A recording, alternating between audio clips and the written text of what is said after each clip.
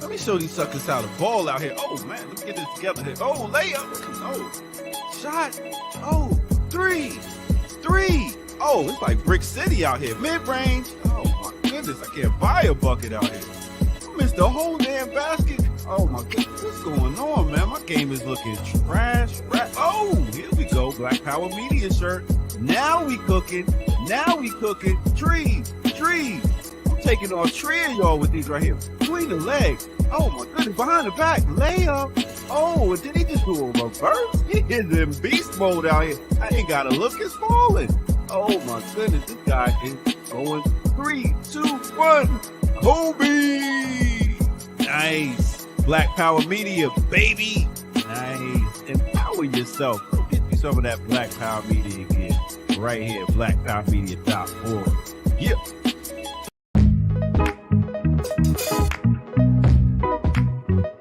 You got to earn your liberation. What's up, world? Welcome to episode 44, the Barack Obama episode of Earn Your Liberation, right here on Black Power Media.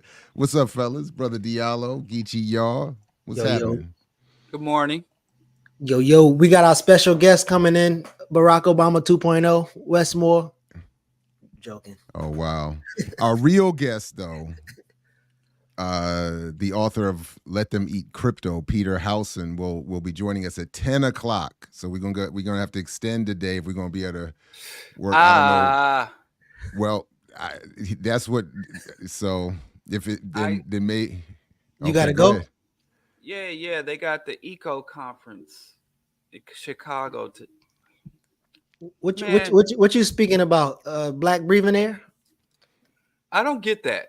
You don't get it? No. If you could maybe. If Jared got black buying power and you got black breathing air, you'll be a great author with that book title. Ain't that your bag? Thank you, Nelson. I appreciate that, Nelson. I appreciate it. I don't often get complimented, but thank you. Wait, what compliment? Oh, somebody said they like the hair, so they must have been talking about me. Oh, yeah, I do see a follicle like right above your eyebrow. A follicle. Yeah, I think you're doing better, man. Geechee over there glowing.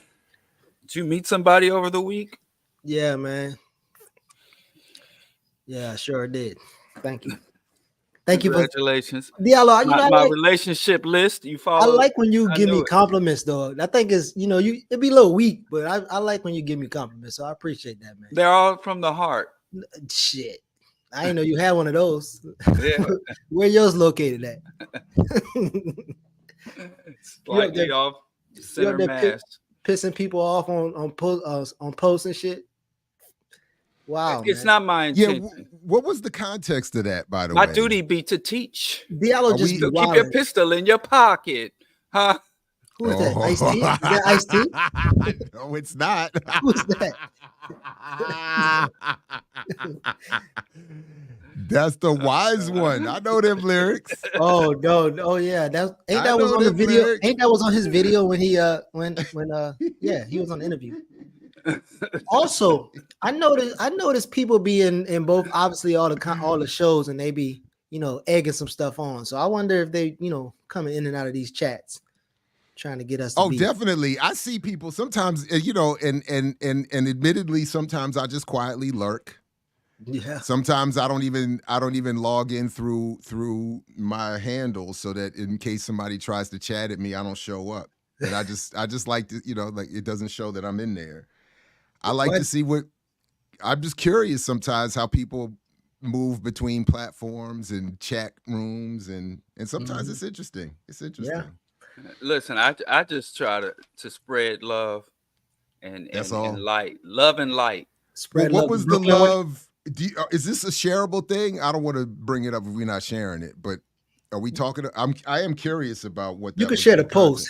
His anti-religious. I don't have the link to it because I only saw the screenshot of our sister, who, by the way, will be on the platform later today. It looks like she'll be on with Black Myths, Dr. Sharice Burden-Stelly. So, and all I saw was that she said you said something that was absurd, Diallo. Yeah. She said my list was absurd. Yeah, Diallo got a wild list. I think it's not wild. It's trying to help my people find love. Yeah, all right. I think you're a little bit out of touch, brother, but you'll be all right. Oh yeah. No. Go ahead. I didn't see the list. Go ahead and share your number one list because you got two different versions, don't you? Could you got it, or is somebody going to send me the link, or what's happening? I am. Diallo, I admit share I'm your curious. Facebook link. Share. I don't know.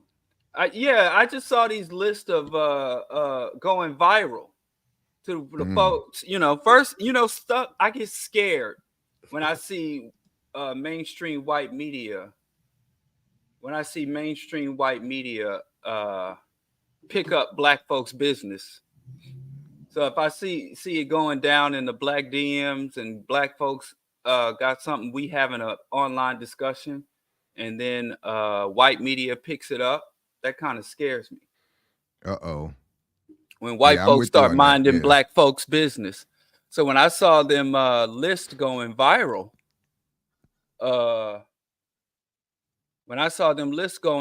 I'm like, oh shit, I need to make some lists. So all I did when they were talking about that list of a group of anonymous black women. That's the wrong one, man. That's the number 2. You needed the first list. Never go on a first date. Okay. Brother Diallo's do not date or procreate with list. People who don't read ingredients. You know what? Don't read it. Listen, if somebody don't read the ingredients, they don't care about their life or yours. Everything on this list. But I don't listen. I don't know if that's. I'm already out on number 2, man. Come on, man. Well, yeah, that's wild. I think that's that's the first. I don't actually know. I only know 2 cousins, and neither of them are thugs. But I do have cousin-in-laws who I think qualify, and I absolutely hang out outside of family functions. See that then you were the thugged out cousin. That's the thing. That's the secret. I was calling you thugged out without trying to call you thugged out. Because the only time I be around my wild relatives is when my grandma and aunties are there to oversee them, because that's when they try to hold it together. I think you are hanging out with your thugged out cousins outside of family functions, that means you the thugged out cousin. No, it doesn't. Hey Diallo, I think number 1 is I've only been around my thugged out cousins and half siblings. Thanksgiving, the various barbecues, some birthdays, baby showers. Right. Diallo, what's the measurement for thugged out though? Maybe how do you determine thugged out? It varies from region to region. Depends. I think Midwestern, East Coast, Dirty South, West Coast. Diallo be fishing for attention. No, he's spreading love. Ricky, didn't you hear him? He's not fishing for. He's spreading. He's fishing. But, hey, listen. He's if casting that's my out goal, for love. If that's my goal, then Erica is an enabler. Oh, but I think I'm with you on. So wait. So just so we're clear. So number 1 is people who don't read ingredients, which I think is vegan bias. I think that's vegan bias. No, I'm with you on that. Why? No, he's absolutely right about that. And honestly, if it's more than 4 or 5 ingredients, you probably in trouble. So you do need to be reading ingredients. I'm with Diallo. If people don't read ingredients, they don't care about their lives and can't care about yours. That's facts. People who hang out with their thugged out cousins outside of family functions is the thugged out cousin. So you gonna have to be a ride or die. Them type of people turn you into a ride or die. Have you flushing shit? Have you stuffing stuff? Because they know the rules. They know that I'm not the thug. People that don't pull over to the shoulders when the lights come on behind them. How I get into this? What they put the pen. Geechee. Oh, you're the enabler. You're enabling him. That's what they're saying. Geechee don't know. Geechee be trying to bring me down. Man, listen. But I love Geechee number 3 too. I be trying to help you out, bro. Trying to keep you relevant. Oh man, we got a couple issues needing repair, right? And we had a repair person at the house yesterday, and I sneezed, and dude said, "Bless you," and my wife, knowing me, said, because I gotta just smile. No, I sneezed again, and his joke was, "Well, you only get one," which I thought was funny. I thought that was funny. Fly. But my wife said, well, he doesn't want any of them. And she knows me. And I don't like when Don't people mess with bless people me. working on your house. But that's what I said. I put my hand up. I'm with you. I put my hand up and was like, whoa. We don't have to get into all that right now. I was like, I'm good. I was like, thank you. Listen, when it comes cooking my to food handyman, or fixing to my house, contractor, right. I got a kufi, I got a yarmulke, I got a crucifix. No, I'm not even joking. Me, I had like my wife I was like, hold up, baby, hold up, slow down. Right. I'm telling you, man. I had like some Eastern European Orthodox in here retiling my house, and I had on a long cloak and a big wooden cross. I got the Book of Mormon downstairs. I got the King James. Right. Yep. I got all of them. Come through, I'm faking to you, mate. I could do Sunni. I could do Shia. What you want? I got the mats. I even got the Igun, the Shango cross axes. You know, I even got a makeshift shrine. All of that. All of it. You come to work on my house, you're gonna be welcome. That's what I said. I was like, hold on. I was like, slow down. All right, no contract. But in general, I'm with you on that one. People who litter, that's a big one. I'm very much with you on that. Like straight up. If I'm on a date, like well, not anymore, obviously, but if I'm out and I see somebody, I'm like, man, it's a wrap. I think our relationship is over. Thank you. People who still say swag, bling, or ballin'.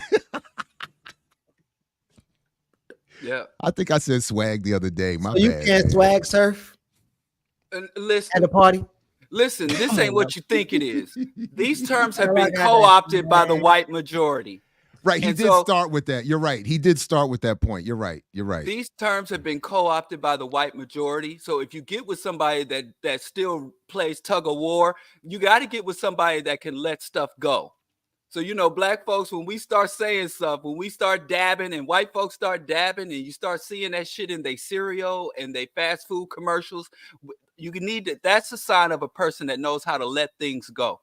If you get with somebody that is in 2023 still talking swag, bling, and balling, that's a person that doesn't know how to let shit go. That's a person that'll be in your bushes and slashing your tires after you try to break up with them.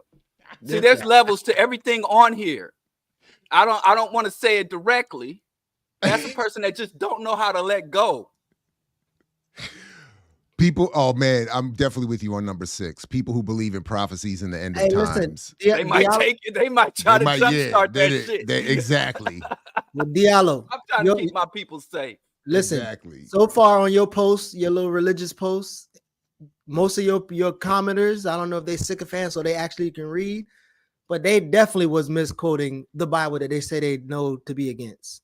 What? So you know what? When did you become a Bible humper? I just know I know my way around the Bible. I know that much. But I do know that the people who was on your post was misquoting verses, making up verses. First of all, I gotta say this again. People have to understand how that Bible's put together. And if you don't at least read Hebrew, you can't make claims to what is and is not properly quoted. Because everybody's reading like 700 and almost all of them are quoting something that was originally in some Hebrew or Aramaic or Amharic or something like that. Aramaic probably. First of all, one of the core tenets of the Bible of Christianity is that the Bible is God's unadulterated word. And the people who write the Bible, transcribe the Bible, were divinely inspired.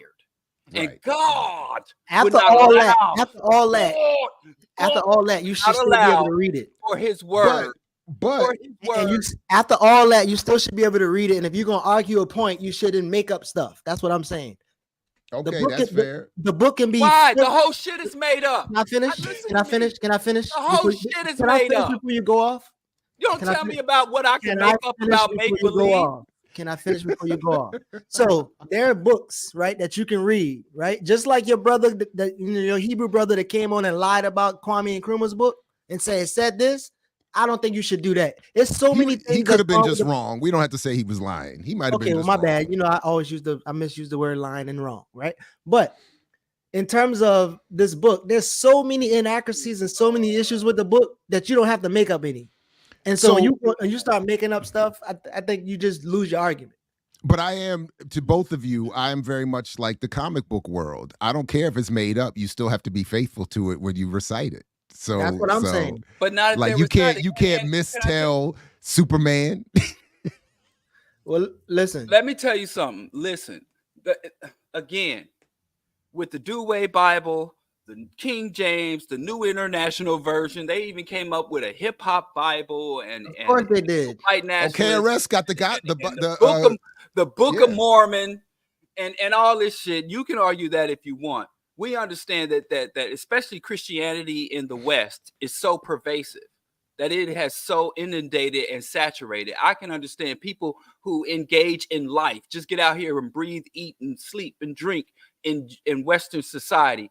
There's a lot of things that are that you have a hard time distinguishing between, colloquialisms and folklores and myths and versus what Christianity actually says versus what Christianity does and what has been input or imposed on it. But I do agree with you. If someone is saying, I quoted this from the King James, from the Dewey, from the New International Version, this is an accurate or direct translation from the New Hebrew, woo, woo, woo. I do agree with you, Geechee. They should be accurate to that point. But a lot of times, you go to any church, at least around in the Black community, and they talk about the word versus a lot of what Christians do. When you do, which has happened to me several times, when I go to that book where they have things like, oh, Jesus loved everybody. Jesus came to bring us all together and all that stuff. And I go find scriptures that contradict that bullshit. And Christians want to run away from. Christians want to run away from the text. It depends on who. It depends on who. It depends on who. So this is what I'm saying, right? So as Jared alluded to Hebrew, right? There's books that's from Romans to Philemon. Wait. Oh, sorry. Yeah, go. I Romans didn't want to leave. Philemon, supposedly what Paul wrote, right? And those things are drastically different than anything else in the book. So, which Paul himself, who's the author of 2 Timothy, who says, in order for you to understand the Bible, you have to be able to rightly divide it into parts of who's speaking to who and what. So, for instance, if there's a letter addressed to Diallo, I'm not going to read the letter addressed to Diallo and take it as my information for me. So, even people who supposedly study the Bible, they know that there's moral lessons, right? There's verses that you're not supposed to be taking literal. There's allegories. There's doctrinal lessons, things you're supposed to be doing. And then here's historical lessons that actually more often than not is inaccurate history. So you can't just take the Bible and say, oh, the Bible said this, and that's literally what preachers do. It's called proof texting. You can't take a verse out of context and just like, oh, the Lord said blah, blah, blah. Because some things are allegories and some things are direct information. I'm sorry, Geechee, but who are you debating with, the Christians or the skeptics? Well, so good question. So the question so when I did study and actually facilitate study groups for the Bible, there was atheists in there, there was Hebrew Israelite Christians, and my goal was, if you're going to believe the book or not believe the book, make sure that you have accuracies about what you believe or what you don't believe. There's people who say, well, I don't believe the Bible because blah, blah, blah, and they can't even find it in the Bible. The book. The book is just, hold on. First of all, you can reject if you're going to believe the book or not believe the book, because Christianity is not tied or reduced to the tenets in the Bible. Christianity. Hell, did you just say that? Because it sounds like Christianity you be contradicting that all the time. So the Bible is not the final authority for Christians, is what you're saying. What I said is absolutely it's not the final or the first. The Bible's not the authority for Christians. You just said it was the inherent word of God. Name a biblical Christian. Name a Christ-like biblical Christian. Name one. Christ-like biblical Christian. See, yes. but that's name the thing. one. Let me finish. Name one. Hold on. Say I can't. This dude don't want me to answer. You want me to answer? I do. You haven't answered one question. I asked you a direct question, and you just start saying what you want to say. So what's the direct question? I had asked you to name a biblical Christian. I was just about to. You kept yelling. Name one. I was going to answer. It take you that long to just say a name? How the hell am I gonna do that? Okay, so when you say Christ-like, right? Now here you come asking me a question without answering mine. Yeah, I don't like when people answer questions the way he answers questions. Well, but the question. First of all, I didn't mean for us. I'm just for my 2 cents. I didn't mean for us to go all the way down here. I'm trying to have fun with this list. But the ain't nothing fun about this list. I'm trying to repair hearts and help people find love and stable relationships, rebuild. But the black to be family. fair, in all fairness, in all all whatever aside, Diallo, that question is not, I think, a good faith pun intended question. He don't ever ask good faith questions. Have you? Now Geechee, okay. I'm not trying to escalate. I'm just trying to say that I think if the discussion is to be kept to, or if there is to be a discussion of the accuracy or lack thereof of the Bible and I think there needs to be a more. You can't start doing the whole. It's not. I think it's less helpful to do the whole show me this, that, and the third. It's those provocative debate style. Just. Well, we could. I was attempting to make the point. Okay. Well, you don't have to make the point. That Christianity is not limited to the Bible. I was saying that Christianity impacts and inundates every aspect and element of our lives. There are from public policy to the judicial system, to how resources are distributed, to determining who is worthy and unworthy to receive what, how children are abused, disciplined, and or cared for. So Christians don't give a shit about the Bible. Christians, the Bible is the tool. In this society, in Christianity specifically, Christianity is used. People don't submit to Christianity. People bend Christianity to their rules.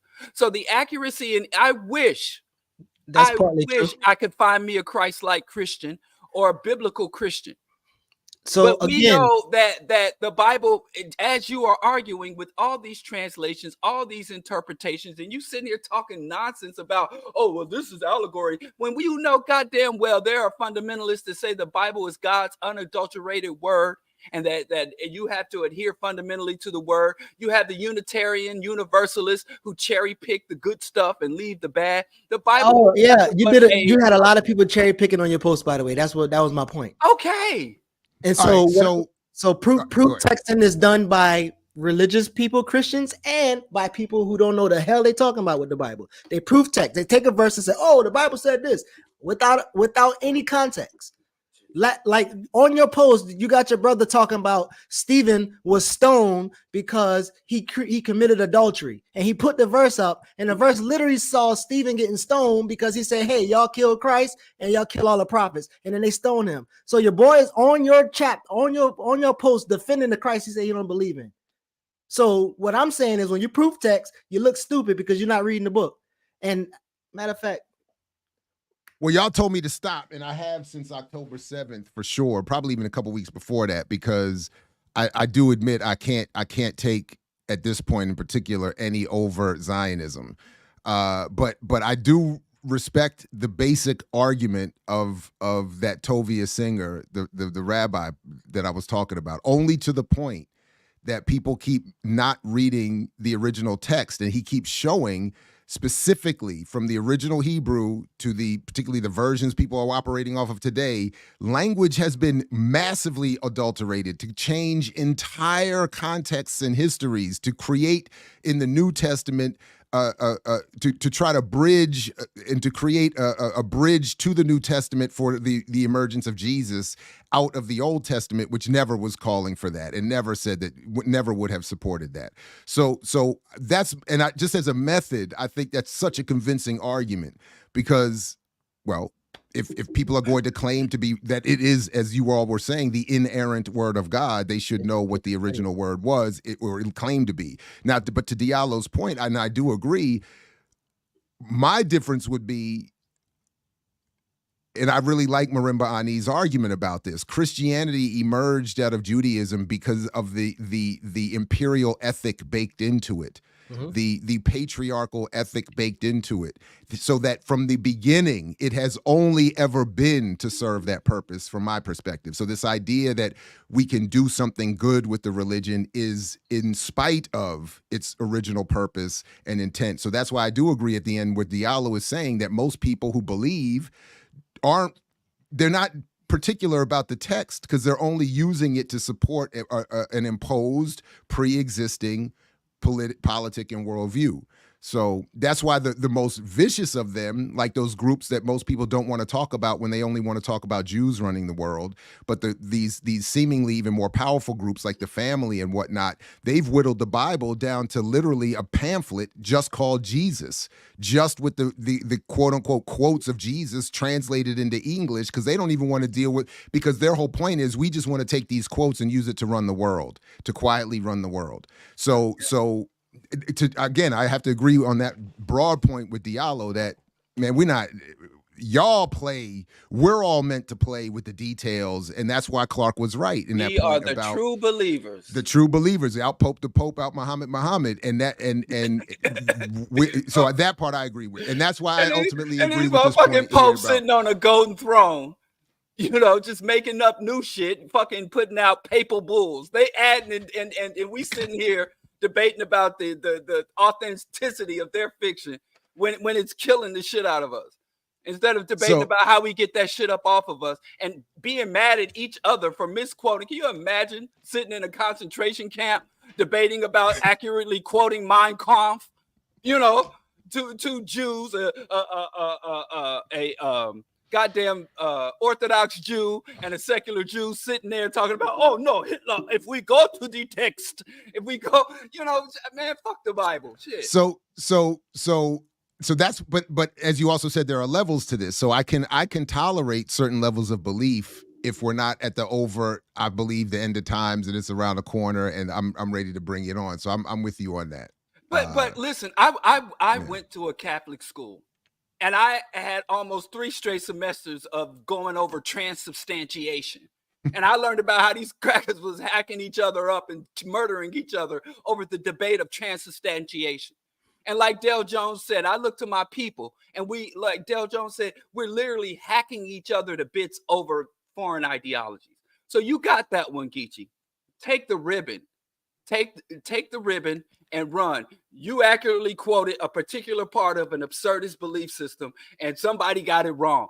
Okay, and then where do we go from there? We're doing that silly shit right now because that's not what it's about. I'll ask you now. Let's say, what does it benefit us, African people, if we had the absolute, accurate, pinpoint, original translation of that book, and we got it and we know it, and then what? I'd rather be accurate. I'd rather debate you about the tenets and the merits of Blueprint for Black Power, or Neely Fuller's book, The Code System Concept. But if I just quote the Bible, of that though, what? But speaking of that though, Diallo, correct me if I'm wrong, but let me ask it this way. Does Amos Wilson ever venture in his argument into your point about number 7, that there was an element that was where we were better off under Jim Crow? Because I feel like there is a tendency, I won't put it on him, but there is a tendency in certain nationalist arguments to make that claim. That we had more control over our businesses, we had more control over our education, we had more control over our social lives. So therefore, integration has just been a net negative. My mother had me when I was 17 years old.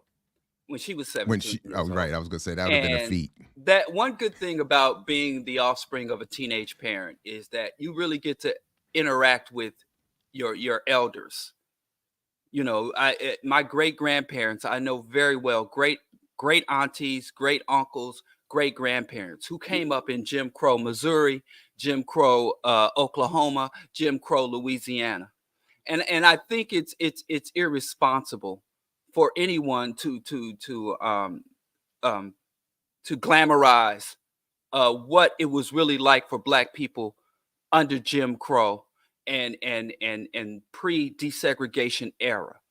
I know there's a lot of bad things and a lot of missteps in our liberation and desegregation and integration and struggle. A lot of things that I think we need to correct.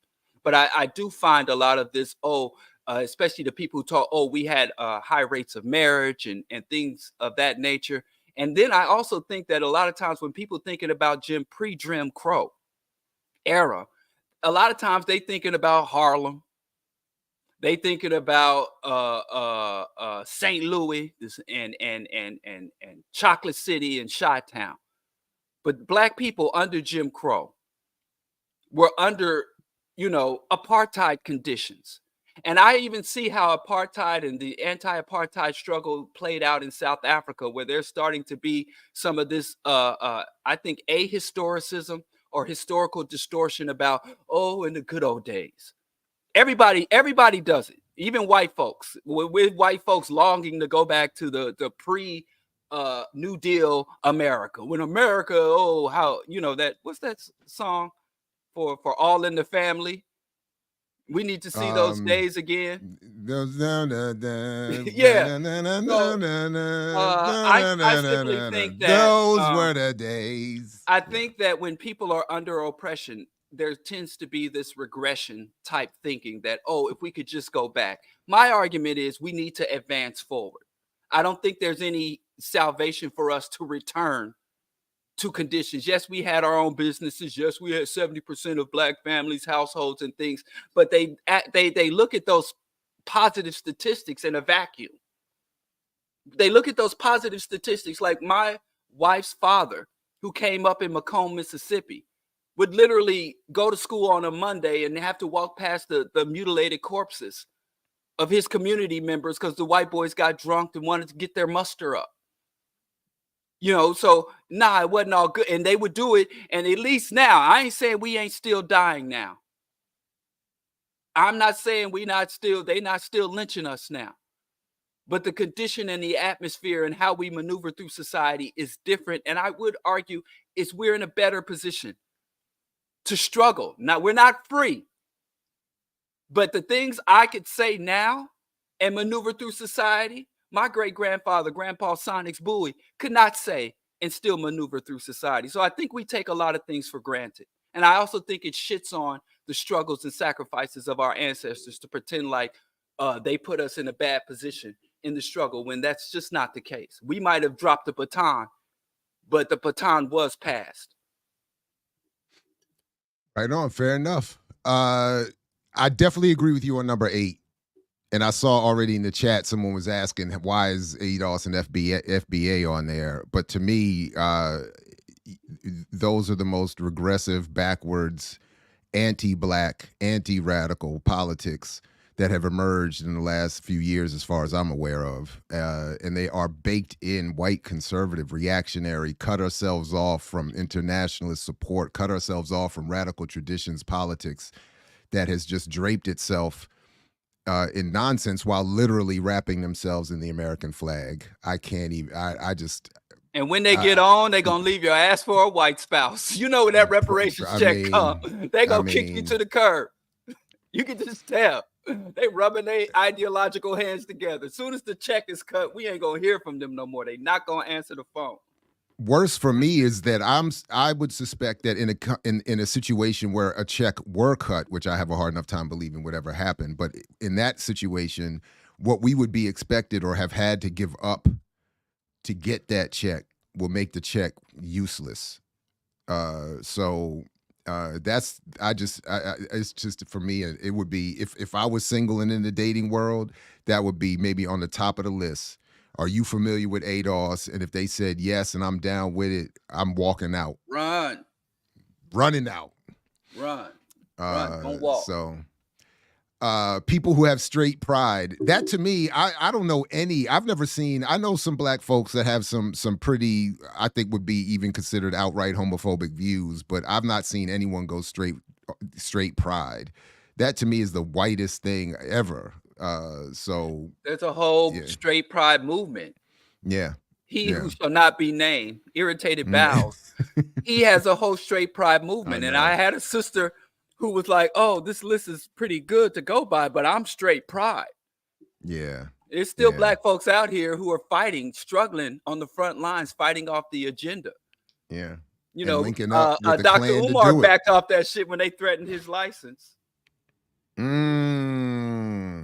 Is that what happened? Backed off that, yeah. He left the gay agenda alone a little bit and started focusing more on fighting miscegenation, and that seems to be his shtick right now. But yeah, straight pride is the movement is still present and relatively strong within the black community.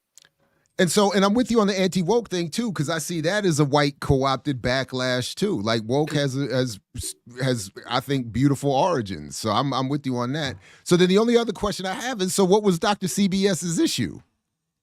She said it was an absurd list. Just that was it? Oh, I thought there was something specific. No, I showed you her comment. I only saw the screenshot of the comment itself, so I wasn't sure if there was more context. That was it. I showed you everything I had. You know how when I snitch, I tell it all. Ain't no such things as halfway snitches. I ain't holding nothing back. I told. Well, I don't know what to say. Some people want love. Some people don't want healthy relationships. I don't think there's anything. I can leave my community to water.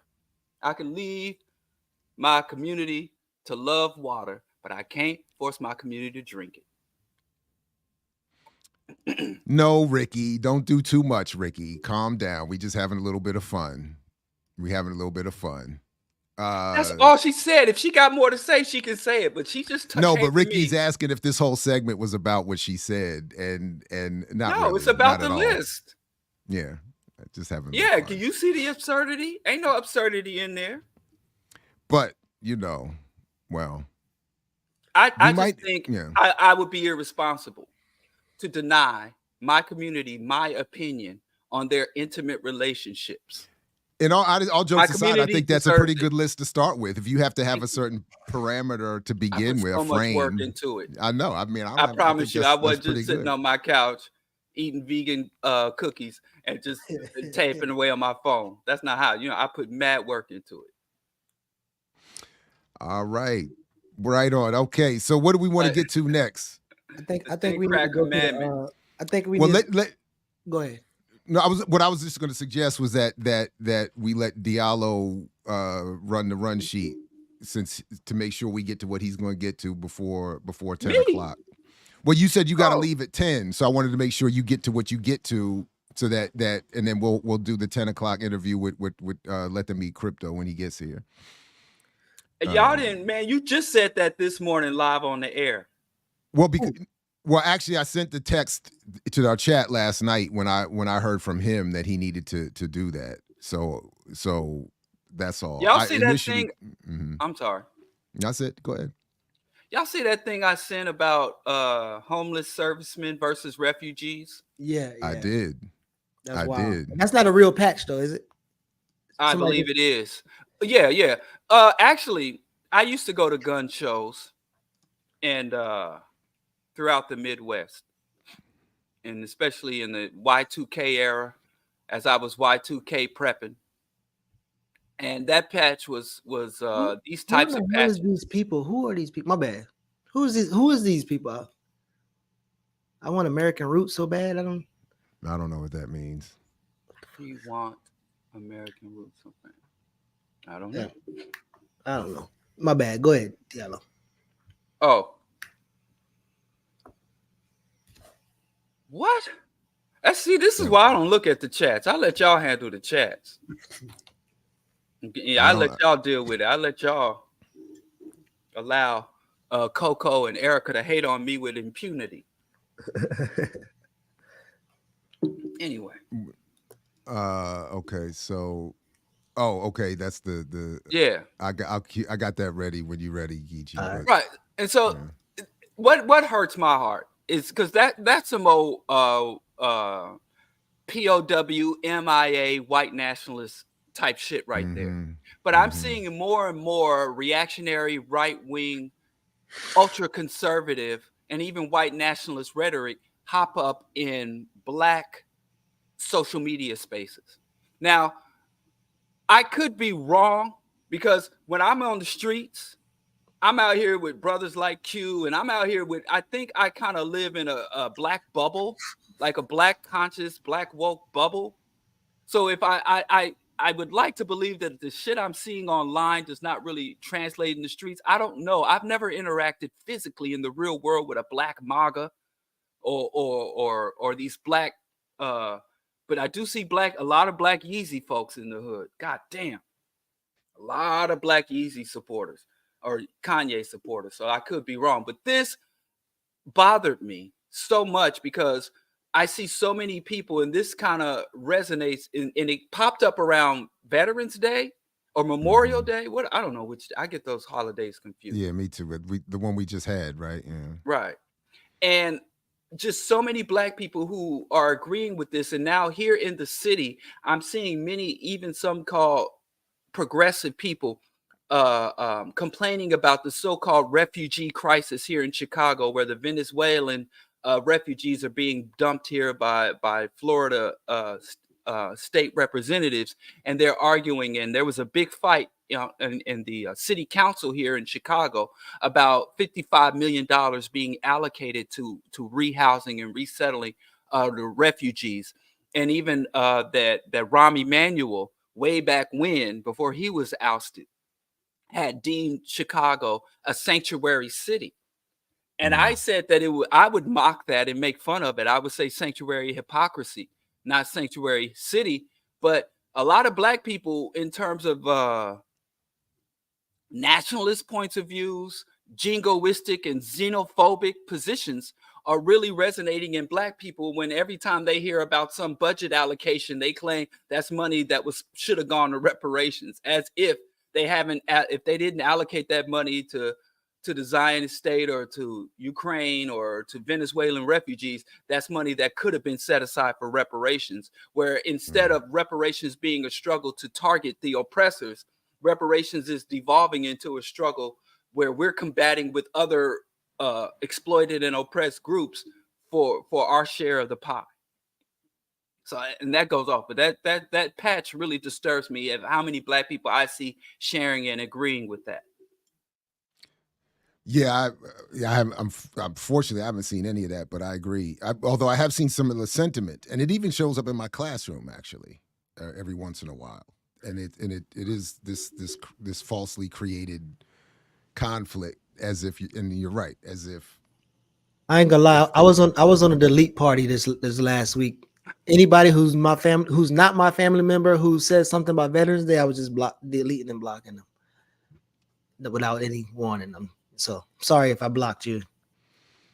See, I that whole delete people, because man, listen, if social media was around in 94, 95, then you would be blocking me.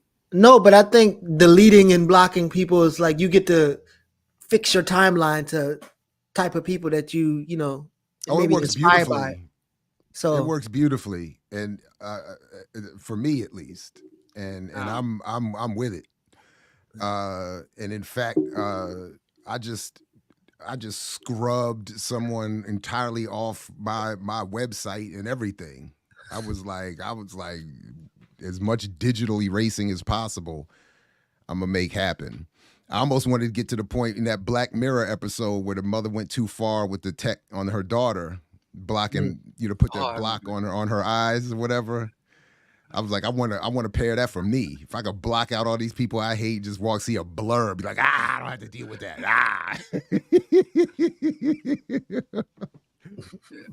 Oh man. Anyway, you could be blocking blessings. I know, right? That's what people say. Don't block a blessing. We got a different kind of mute button for Diallo. So you could be blocking pre-incarceration Malcolm X. That's all right. We good. We good.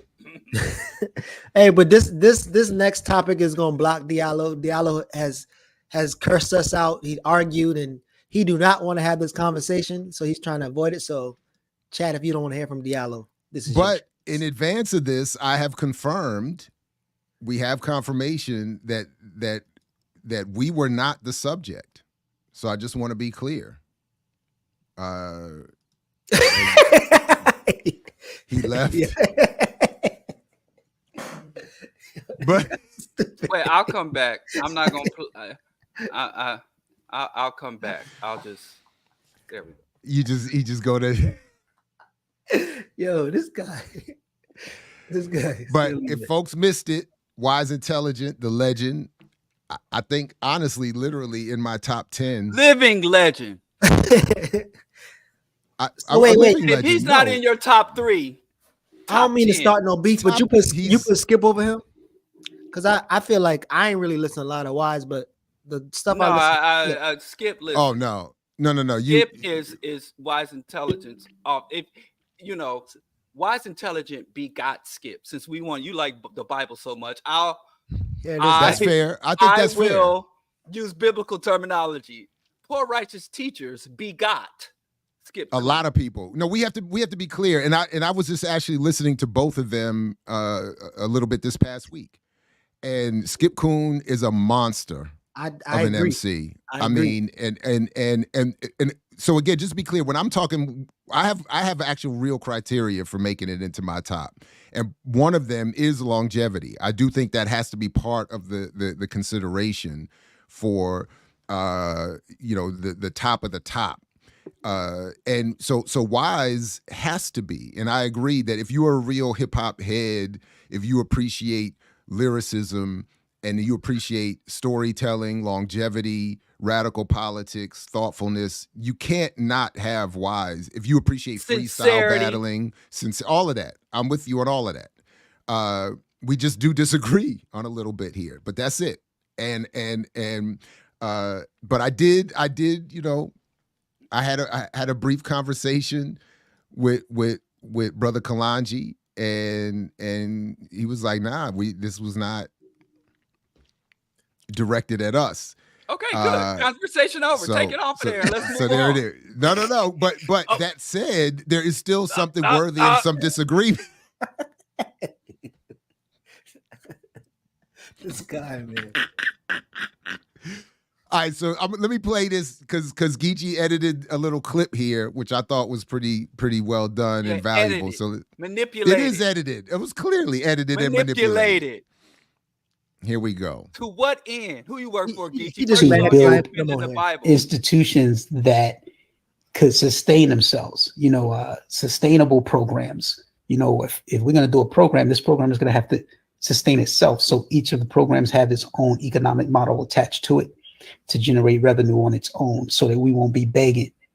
So you won't, in our community, especially on this side of the conversation, the riot starter side of the conversation, the Black Power media side of the conversation, you get a lot of blowback, from when you're doing anything economic, you're doing anything financial. Entrepreneurship is not liberation. That ain't gonna free us. This ain't gonna do it. Yeah, that ain't gonna do that. And it's like, it's all tools.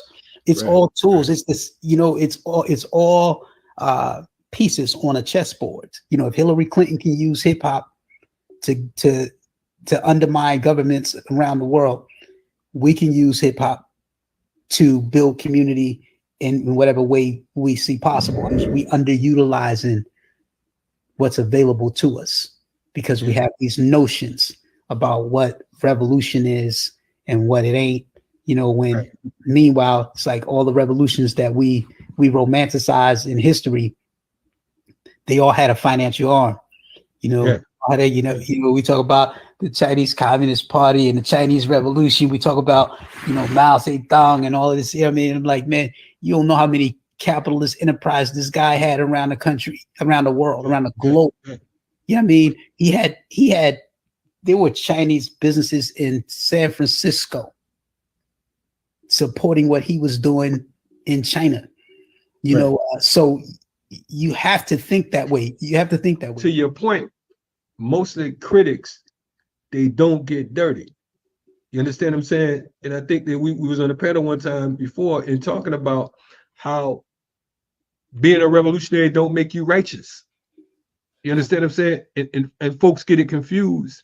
It's like, listen, everybody that's for the same thing might not be against the same thing. Everybody against the same thing might not be for the same thing. when you're talking about decolonization,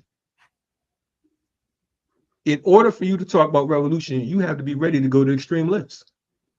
You know what I'm saying? It's like you're talking about violence. You're not talking about how good a paper I can write. You see me in this chair because you see us talking about what we're talking about right now. This ain't the totality. Again, this is a tool. I know comrades that won't even get on the screen. They support it. They'll watch it. They won't log in. They won't type their name in the joint. But I know that they're checking it out, and I know that they're down more than a lot of folks that you'll see in the front of the camera. Preconceived notions that you know that we've read about. You know, it's things that we have a lot of romantic ideas around things. You know. But do you think it's fair? Because I think that honestly, to me, it's the sidetracking of the slave. It's like, oh, that shit ain't gonna work. You know what I'm saying? It's like, okay, well, what you doing? Oh, you a critic. That's gonna win in revolution. We just gonna critique shit to death. I mean, like, what's your thoughts on that? Because I mean, to me, I'm short of saying that it's some sucker shit. Because I feel that there unfortunately there's so many people who consider themselves quote unquote a part of a movement or quote unquote being conscious or intellectuals or whatever the case is that hate us more than they hate the quote unquote enemy. They dislike, there's a disdain because of the fact that you're reminding them that you ain't doing shit but talking. So let me critique what you doing because it'll make me look good. And then everybody be like, yeah, you know, he heard what he said about this one. Fuck with your mouth, say what your hands do. Too many of us get stuck in the debate of it all. Right. And I understand we have to do these analysis. We have to, break things down and understand them for what they really are. We have to be able to identify what's real and what's not. We have to be able to identify who's who, in the community. I agree with all that. I just think that sometimes the critical analysis be more critical than analytical. We got the Chinese restaurant in every hood. Ain't no more black businesses in the hood. Ain't no more black restaurants in the hood. It's like everything is something else now.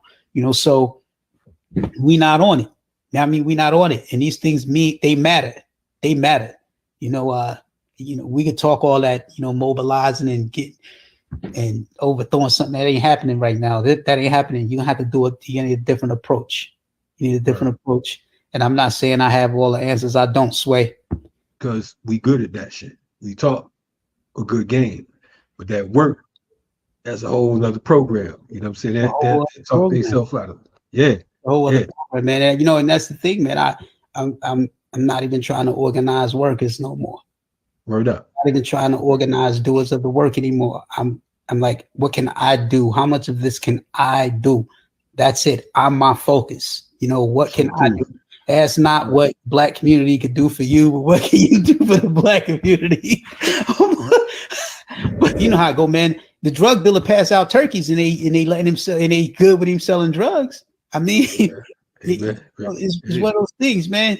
So we just have to get about the business of establishing little corners of power. Little things that we control, that we can, sustain the lives of others with. That's what it has to be about. One person can do that. One person can establish something that benefits a million. And that's where I'm at with it. That's where I'm at with it, man. This is what behavioral economics looks to study, and to something as a field I kind of wish I had gone into or would start now. That's the merging of in a Western sense of the study of what Wilson is talking about here, where Wilson assumes some sort of inherent positiveness. So he proceeds from there to talk about some of these ventures I know we're going to get into, but suggests that because Black people create businesses that do what Nielsen today is now suggesting, creating or appeasing or appealing to the conscious consumer, that this is an automatic positive, and that this is going to somehow generate a material shift that I think is impossible to get. In that recent Killer Mike series on Netflix, one of his episodes dealt with creating a Blood and Crip, right? A Bloods and Crip soda company, right? Or something to that effect. So it reminded me of that here we go again in the 21st century, instead of referring to the work of Amos Wilson and the history and then updating it with a loving but critical eye. You know, we get Killer Mike coming back telling us the same exact mythology in more sophisticated, well-produced digital, delivery, but it's the same argument that we could see here didn't work. Fortunately and unfortunately, we probably will spend the majority of the rest of our time on rap snacks, because that is a tangible thing that's supposedly doing what both of these people try to do. I saw Wise Intelligence on Instagram. Somebody said, you should do a lemonade. He said, that's on the way, right? So they already got the soda, the drink, soft drinks, and they got the chips. Hell, they got nonprofit. They got entrepreneur program. They got, they're running with this thing, but see, that again, what you're doing here is so important because all of these people, Wise, Intelligent, everybody else, they've all, they all know who Dr. Wilson was. They all know that of his work. I don't know that they have all read it, but they certainly haven't looked into this particular aspect of Wilson's argument and then sought to update it and see where things stand today. They're simply, in some cases, blindly following what he laid down in Blueprint for Black Power without following up on what happened to the very businesses that Wilson talked about in here. What do you even say to them who think that they're gonna solve this social issue that they see with starting a business in some kind of way? Again, because you literally see over and over, like this thing, the dude saying something about we're gonna get 25 cents from them and then we're gonna give them a message, right? Like, and at the end, you see the bottom, he says they trying to get to this $7 billion in snack foods that Black people spend. Like, how do you disabuse people from connecting their entrepreneurial adventure with solving a social issue that they see? I mean, obviously, I haven't been successful at it. I don't really know, other than to just say, look, this is not, there's no history or data or research that actually that I should say that I'm aware of that actually supports those claims. In fact, quite to the contrary, kids aren't engaging in unsafe sex or early inappropriate sexual activity or gun violence or any other things that because they're lacking a message on a bag of chips. Right, exactly. They got 7 billion. I got chips in a bag. Exactly. How to capture cultural resources. How to. Is that the beginning? Yeah. My answer is way better for that now. By the way, Diallo, you start us off with your thoughts in response to your favorite. First of all, I have to ask, did Wise call Kalonji Sway? He was joking. He was saying, I don't have to Sway. Oh. Because, I mean, I ain't going to say it. I say it. Sway, I mean, some of these interviews where he's talking to, especially some of our artists and public figures, he do be giving kind of Sway energy, like just there to be a soundboard as opposed to a critical interviewer. But all due respect to Wise Intelligent, I remember just as I had a few conversations with Wise years ago, and we even discussed, this is before he even left Trenton. And I remember I heard before I met him in person, he had a song where he said, in every interview, they asked me, how do I do living on the inner city's worst avenue? Because if you listen to, like, especially a lot of his early stuff and his first solo albums, he took pride in himself to the fact that even though he became an artist and had toured the world, he was always returned to Trenton. And if you know, especially in the 90s, Trenton and areas around Jersey, deindustrialized, Rust Belt, whatever, were some of the poorest, most violent areas. And Wise would go back there with his fame, with his success, and stay in the trenches in the community. And that was a big part of wherever he go, and people was like, oh, so you still live in Trenton? You still in Trenton and stuff, and you ain't got out? And Divine Land, as they called it. And then just as he started on these ventures and started working with these, I would have to say, Black capitalists, he said that, you know, I've accomplished more in working with these Black capitalists within a few months than I have in decades working in this grassroots, revolutionary, conscious, street level shit. You know, and he, if you look again, if you know his beyond his artistry, if you look at his I don't like to say activism, I say organic grassroots organizing. He intelligent seeds, educational, agricultural, training. I mean, the brother was just in the trenches, and you know, just an exhausting level of organizing and work dating back to really the 80s. And so that kind of hit me because it was my experience as well. You know, as someone who's worked in grassroots organizing and grassroots protests versus I've also worked on my mayoral campaigns and city council campaigns, and the level of consistency, the level of commitment, the level of being able to call people to account and hold people to account within a alien structure. The Black bodies in an alien structure under alien authority versus Black people operating independently under our own authority. That was my own. And, you know, so that really hit me. And I think he didn't even really make a big deal of it. It was just a post he made on social media. It's like, listen, working with these so-called working with these so-called bad Blacks, I got more, I'm able to accomplish more and do more than working with these so-called good or conscious or revolutionary Blacks. And so, you know, I kind of see how he has evolved on these positions, and he's employing a new tactic, strategy, and method. But I do think there are holes. I do think he does misrepresent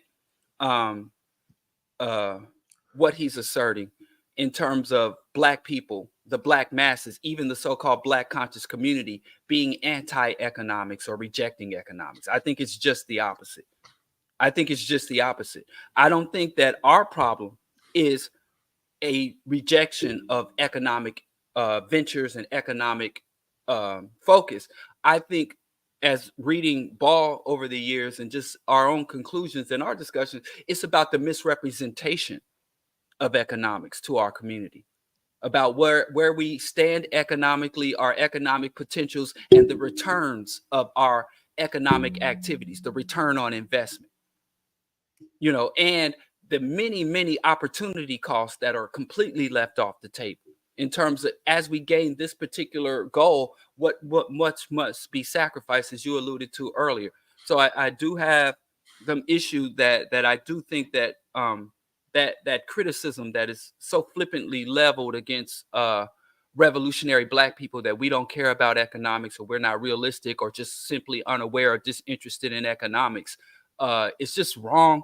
And they make that comment, but they very rarely give any direct quotes or even name any specific names. Oh yeah, these so-called Black revolutionaries don't care about economics. But if they started to just actually quote the economic positions, the ideological positions on economics, socialistic or communistic positions, I think they would have to then conclude that what we oppose is the misrepresentation and overpromising and overselling of the what economics can do for us. Or as Del Jones was always have to remind Black people, we were wealthier than the people who colonized us.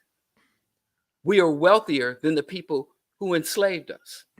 So if wealth was a bulwark against colonization of slavery and oppression, we would never be everywhere Europe invaded and colonized was richer in resources than Europe was. So it's not simply get money is safe. And I always say, Black, we have to stop selling and understand that Black wealth is often a ransom, that you can accumulate enough fiat in order to not in the ravages of white hegemony and capitalism, but to protect your small bubble from the ravages of capitalism and white hegemony. And not saying nobody's going to forbid or stop you from doing that, but don't sell that as a liberation. You know, I have to say this, and Black people, we really have to understand this to move forward in terms of revolution. Buy Black and Black business is a marketing scheme, not a revolutionary tactic. It is a marketing scheme. And navigating society, I don't blame Black business owners for having a marketing scheme, but to the extent that you think it is a counter or a viable alternative to revolutionary struggle, you're just absolutely incorrect. Well, you that know, would be just I mean, just go read about what's that? I don't know the German word. The Night of Broken Glass. So if owning businesses was a bulwark to oppression, there would have never been a German Holocaust. Well, Diallo, I don't know if you're the right person to ask. How would you, if you was in Kalanji's shoes, because obviously you think Kalanji might have either softball or whatever. But if you was in Diallo's, I'm sorry. But wait a Kalanji's second, though. shoes. But Geechee, I get the question you're about to ask. I forgive the interruption, but this is the point this is the problem that I have. It's not Kalanji's interviewing style. Crystal Knock, that's right. It's not Kalanji's interviewing style. It's that in two cases, at least, with Wise Intelligent and Killer Mike, both have known they've been invited by me repeatedly for years to come on and have a discussion about this particular issue. Mm-hmm. And each has refused to do it. So so my point is, and then I'll stop here with, I have much more to say, but I'll stop on this point here. But on this issue, if Kalanji does not have a particular disagreement or a prearranged plan to disagree, or which I know for myself as an interviewer, has a focus in the broader context of the interview that they don't want to get bogged down on. I've let people that I've interviewed that if we don't have a prearranged agreement to disagree, if they've said something in the course of an interview that I have an issue with but don't want to get stuck on, in that moment I have found I will let it go or not engage in the way I might want to if we were already clear to debate. My point is that when in this case Wise Intelligent says will not come on to discuss this particular issue with me, but will come on with Kalanji to indirectly, not only to Diallo's point, promote a view or a preferred method, but to condemn another one without speaking to it. That is, to condemn radical traditions and organization and analysis and critique and all of that. That to me is more on him, I would think, than on Kalanji's interviewing style. I don't necessarily think in that moment Kalanji should be beholden to a certain level of challenge. All right, but I'll stop there. Go ahead. I agree with that. I think someone said, I don't know if it was on a poster somewhere, that I disagree with that. Wise is way more sincere than Mike. But for one, go to the Mike situation. When Mike was saying like Kalanji is somebody I trust, if he tell me it's important, it's, I'll ride. Like that moment seemed like Kalanji would have said, well, Cop City, you know what I mean? But apart from that, Diallo, as I was saying before, not the one who probably care about offending people. But how do you think you would address Wise on the public platform, maybe about the business plan, the critiquing, and or the type of foods that they're selling in a certain type of community? Right, a community who's suffering from food apartheid, they're selling bag of chips and oodles and noodles and stuff like that. So how would you have given a critique coming from, I guess, economic, critical analysis, and even health, which all of them you seem to be in your wheelhouse? First, after I played him my demo tape, I would get feedback what he thought on my demo tape, and depending on his how he responded to my demo tape, that would greatly impact the follow-up questions I'd have for him. But I would challenge him on where he talked about, well, to be honest with you, what's wild is, but let me just answer the question directly. I would ask him about the precedent, the historical precedent of economics slash revolution. He did speak about the economic component of the Chinese Revolution. He talked about how the remittances, how Chinese merchants and Chinese business owners were sending uh, um, support and economic support to the Chinese Communist Revolution and things of that nature. So I would ask him to be more specific and see how that can be translated or superimposed on the Black diaspora or Black liberation struggle. I would ask him, in terms of revolutionary economics, how do you engage in revolutionary economics and distinguish that from integrationist economics? How do you translate the building of a corporation, a business, a brand to the subversion of the systems and institutions of oppression? And if that's not your goal, I understand that.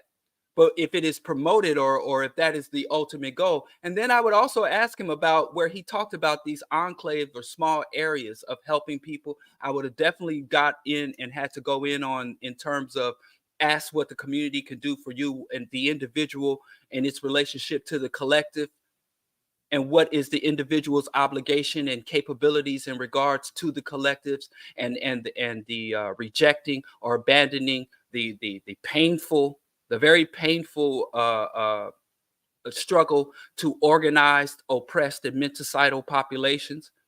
So, and I would be very interested in his evolution from what I knew his method and approach to struggle and Black liberation was less than a decade ago, and versus his new approach now. I mean, it's hard to say one thing because literally every point he made, I think there was so much that could have been sussed out instead of letting him go down a laundry list of views and positions without engaging them. I won't even say challenging, because if you engage, because even if someone says something I agree with, everything that he stated had so much, depth to it, and the surface was just skimmed. So overall, I just want to say, when you have someone who is literally, and I'm not saying this jokingly or flippantly, a literal living legend, and not just hip hop, but in grassroots struggle. You go to Trenton, New Jersey. I've been there, and it's I thought, woo child, opening credits of Good Time type poverty. A man who earns his stripes. And I think it was a wasted opportunity, if anything else. So I would have just about every point that he made, and I know he's capable because I've had a discussion with him. Every point that he made, I would have had him expound on it. And I think it would have not necessarily debunked him, but made him look stronger. But so let me say a few things here for a minute, please. And to starting with what Coco is raising in the chat. So this is not me saying that I'm owed, in this sense, some response from Wise or Killer Mike. What I am saying, though, and there's some context I think is missing, and that's what I did ask. Just to clarify, when Kalonji and I spoke, was that because it did feel like what Wise was saying was directed at me, and this is in part because we have had for years communication via Instagram primarily on this specific issue, and had direct chats back and forth in disagreement.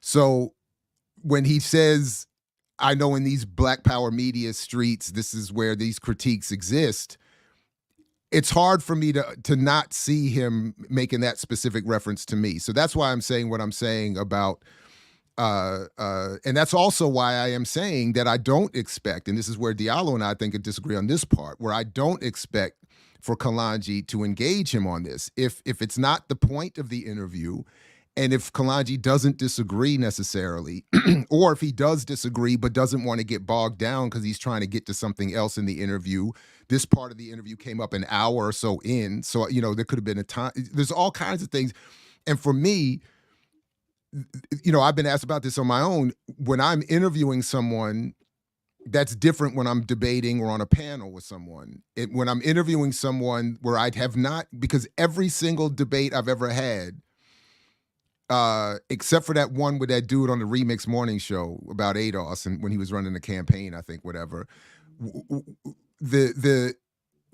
For the most part, I'll at least say, my intent is, my intent is to pre-arrange so that everybody is clear in advance. This is where we disagree. This is even what I'm going to argue, because I want them to, quote unquote, steel man their argument. I want the best version, the most prepared version of their argument when we do have this disagreement. Even going back with people that I don't even like Peniel Joseph, et cetera. Like I don't want any sort of ambush or any sort of misunderstanding. So in that sense, go ahead, Diallo, but I was hoping to just have a couple minutes. No, just go to on. say I'm a few sorry. things. I feel you. So I just wanted to clarify that part. So in what I watched, I do wish there was some pushback, because, and I'll just run through a couple points very quickly, and then we can just very quickly. I got this book from Ashanti Alston. It's a relatively new, Slavoj Žižek presents Mao. And I just turned to one random page, and it starts off where Mao says, "The aim of our struggle is to attain socialism via the stage of democracy." And my point in bringing that up is to say that I think one of the things Wise misses in that discussion, which is why I would want to have a prearranged discussion or debate on this issue, if it, whatever, because these are some of the final points I would want to raise. When state, and ultimately this is my point. Like what I liked about having these folks come on, whether it's Wise, Killer Mike, or whoever else, if they don't want to come on with me, that's fine. What I like about them coming on with Kalonji, even if there is no pushback, is that they outline or say what they think. And that is a value. And I think where the platform, it's great for me. So then we can still, we don't have to, we can respond this way. That's fine. I think that's awesome. So, yeah. But what I would have wanted to say is that when this is the fundamental issue that I have with some of these criticisms, the idea that they want to separate the economics from the politics. So to the extent that Mao would have used business, it's in the context of him having state power and using those businesses with the authority of public policy authorship to redirect the wealth generated from those businesses to support a revolutionary effort. So that's always which is ultimately the argument in my own work, which is why I'm saying we can't just focus on economics. It has to be about power, whether it's state or some other form, but power over the authority over public policy. That's where he's missing this point when he makes these comparisons to Mao or anyone else, even when he makes reference to Hillary Clinton using hip hop, and he says, if she can use it for her purposes, we can use it for ours. I'm saying, no, but you're missing the fundamental point. She was the Secretary of State at the time that she was saying that, operating with the authority of public policy and state power to misuse hip hop for her political purposes. We don't have that organization or power. That's the by the way, and then another quick point. I keep saying this, and it's admittedly gotten me into a little bit of trouble, and I'm trying to work this out. But I am very much Daruba on this point that Daruba has made on our platform for years. Everything that is not tactics and strategy should be on the table. In other words, if we have a disagreement, we should put it on the table and then deal with it. So what I would prefer for instance, in the style of discussion that Wise and Kalonji were having is stop making these vague condemnations of all thought and all critique and all the left, and put some names to it, put some specific arguments to it. It doesn't have to be hostile, just to say, this is an example of what I'm talking about. X, Y, and Z say X, Y, and Z, and this is why I think it's because when you don't do it that way, it does leave to speculation and vagueness and a lack of clarity, and it doesn't. So in other words, define the activity. Kalonji has himself come on here to talk about the importance of distinguishing between radicalism and revolution. but in that exchange, that level of clarity would have been helpful. In other words, what is the revolutionary activity? Because on the one hand, Wise is talking about what many of us are not doing, but what he is doing has been, or arguing in that case, has been demonstrably proven to not work. And then on the other hand, he is, in addition to whatever he's doing on the grassroots, he's doing the earn your leisure stuff. So that is, which again, how can that be defined as revolution when there's just this vague condemnation of all that is happening on the left? And then lastly, I'll just say this. I would love it if he would actually address, or everyone, obviously, with these concerns, would address themselves to my book and then specify what I've done wrong, because I've still not once have I seen that happen from anybody. And I know that they're talking around it. They're talking indirectly about it. And I would love it because at the end of the day, and I will stop here, I will never be won over. And I don't want anyone to ever be won over with that vague condemnation of critique and thought that I heard in that clip there. This attachment of intellectualism to selling out has got to be broken, because all of our revolutionaries were intellectuals. Wise is an intellectual. I know he reads. That's why I'm like, please read. Yeah. So I'm like, but critique is essential. And then we shouldn't assume that what we see people doing as a critique on a YouTube platform is all that is being done, or the end or the extent of their work. So, all right, let me stop there. That's it. So let me say a couple things. So when I first saw Kalonji interview T.I., I actually saw the utility in letting T.I. talk and say all the shit he want to say. And I feel like Kalonji allows them, or makes them, very comfortable in the space. They know they're not going to get challenged or attacked in any type of way. Maybe he could do that off camera, and maybe he's doing that off camera. So I did see the utility in that. But again, when certain things come up, like for instance, if he came on and condemned Hamas or some shit like that or whatever, I feel like there could be a way that Kalonji kind of like respond to that. But even Wise was trying to saying that he sees criticism, but he's saying he needed, no, he said more critical than analytical or whatever. And so I kept having questions of like, okay, well, can y'all explain what you see as the way in which you're gonna sell chips and noodles and a way to fund the revolution? Not that you have to get into the specifics of who you funding, what you funding, and then also like kind of like spell out what sovereignty is, and then what does sovereignty look like for African people in the United States? Because that blanket statement of like, oh, we're gonna critique that businesses won't work. I'm not even sure that they're being honest about how their business is working now. For instance, when they was bragging about being into 42,000 Walmart stores. And again, we covered it in our conversation about where are they now, Blueprint for Black Power. But the idea of needing a Walmart, one, to scale up, but also like the plan of selling in these little corner stores, right? And as some article was talking about how, and I saw this in Baltimore a lot, like kids walking to school with a bag of chips. That's like their breakfast and stuff. So not really dealing with the social issue that's going on in there. And then the last thing, kind of like what Jared was saying, it seemed like on that they talk about like hood and, like almost glamorizing ignorant shit, right? Which all of us probably have done and probably still do, but then turn right around to like demonizing critical thinkers, intellectuals. But then also why says how it is important for you to expand your consciousness. And I think it was just a whole bunch of like merry-go-round shit that, I mean, I don't know, but maybe it was useful to people in the audience, because it didn't seem like the audience in particular was dealing with some of the contradictions that they was actually showing on the cast.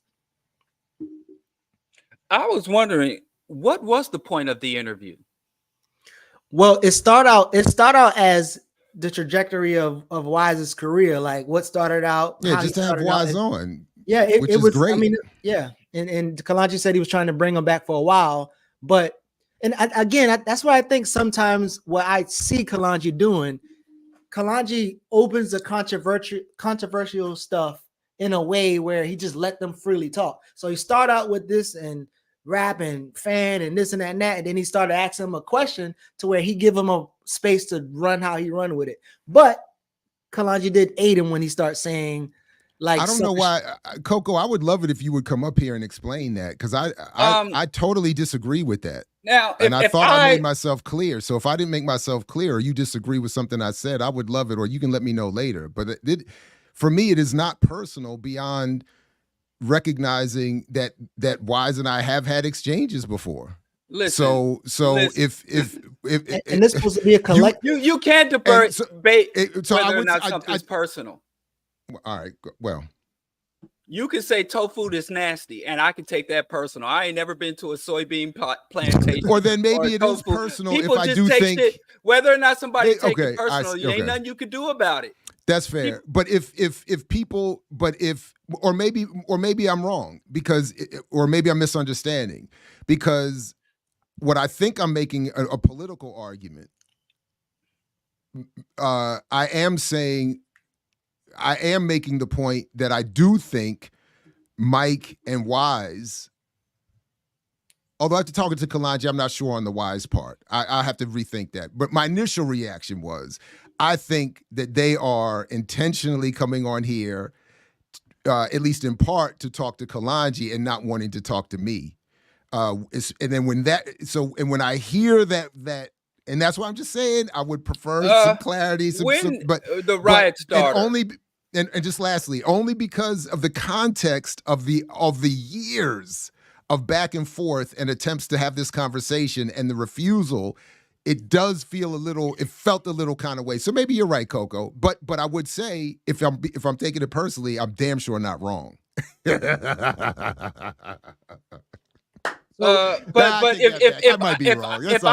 I got an invitation to Riot Starter on Black Power Media, and y'all sitting here talking about how it's not confrontational,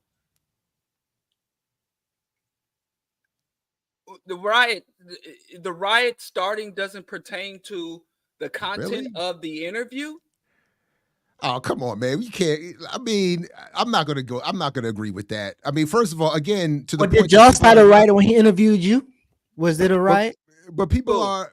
When they interviewed me? Yeah. Did you? Kalonji didn't show up that day. Wait, what?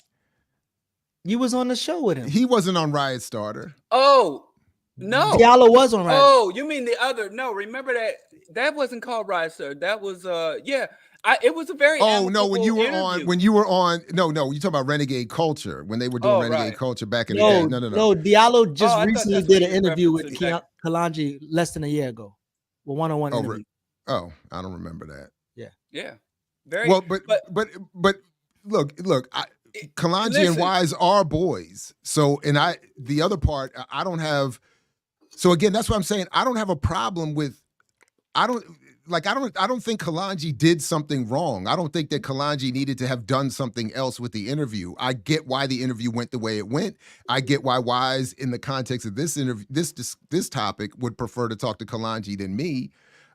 Specifically because I'm saying, come on to discuss our different opinions or views on this, not opinions, but analyses of this. So, but they are boys. They have a history that I don't have with Wise. So I get all of that. And if I had a partner come on that, if I had a disagreement with them, or if I knew they had a disagreement with someone else, I might not invite a critical exchange, again, given the timing or the purpose or the overall whatever else. So I don't, and ultimately, listen, I appreciate hearing what Wise had to say, except for the lack of specificity. What I do think is some sort of, I felt maybe a little bit indirect, but ultimately, I think just sideways, or just I would want us to have. But it's really ultimately about the arguments being made, whether it's about me or not. Right. That's what I want to see engaged. So before we go to that other clip, there was a lot of, again, the comments of in the streets, in the trenches versus sitting back, critiquing on the screen, right? And Kalonji even said, like, there, I don't know if he was saying all critique is similar to sucker shit, but it was just like it was right in line with what Wise was saying, so it was throwing them alley hoop. But I'm curious, Jared and both Diallo, like if there's this idea of people having some type of luxuries or comfort, like there's a stark class difference in people who are on the left or struggling for Coco, you know I'm liberation. not saying that. That's why this is Wait, Coco. what happened? Come on now, Coco. You know I'm not saying that. I've said explicitly the opposite. So I hope Well, you're not putting that well, on me. I have never said that let me finish Wise this question. Let me finish this question. owes me a conversation. What I said was he's been invited to have one and didn't want to, and then went on with Kalanji to say what he did in the way that he did. That to me deserves, or I think is worthy of some critique on my part. So, but please, I am frustrated when I'm not represented accurately in my argument. So please, Coco and everyone, hear what I'm saying. And then if you disagree with that, that's fine. But I have never suggested that anyone owes me anything. What I have said is that if you have an issue that is specific to me and don't want to talk with me about it, that's critiquable. Okay, go ahead.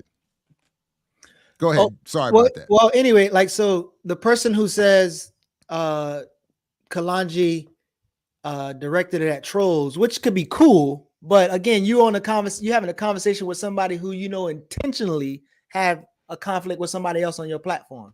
So yes, it can be directed to trolls, but it's not saying critiques from trolls, right? But anyway, but this idea of having the class differences, right? And people have some level of comfort or luxury within the way the system is now.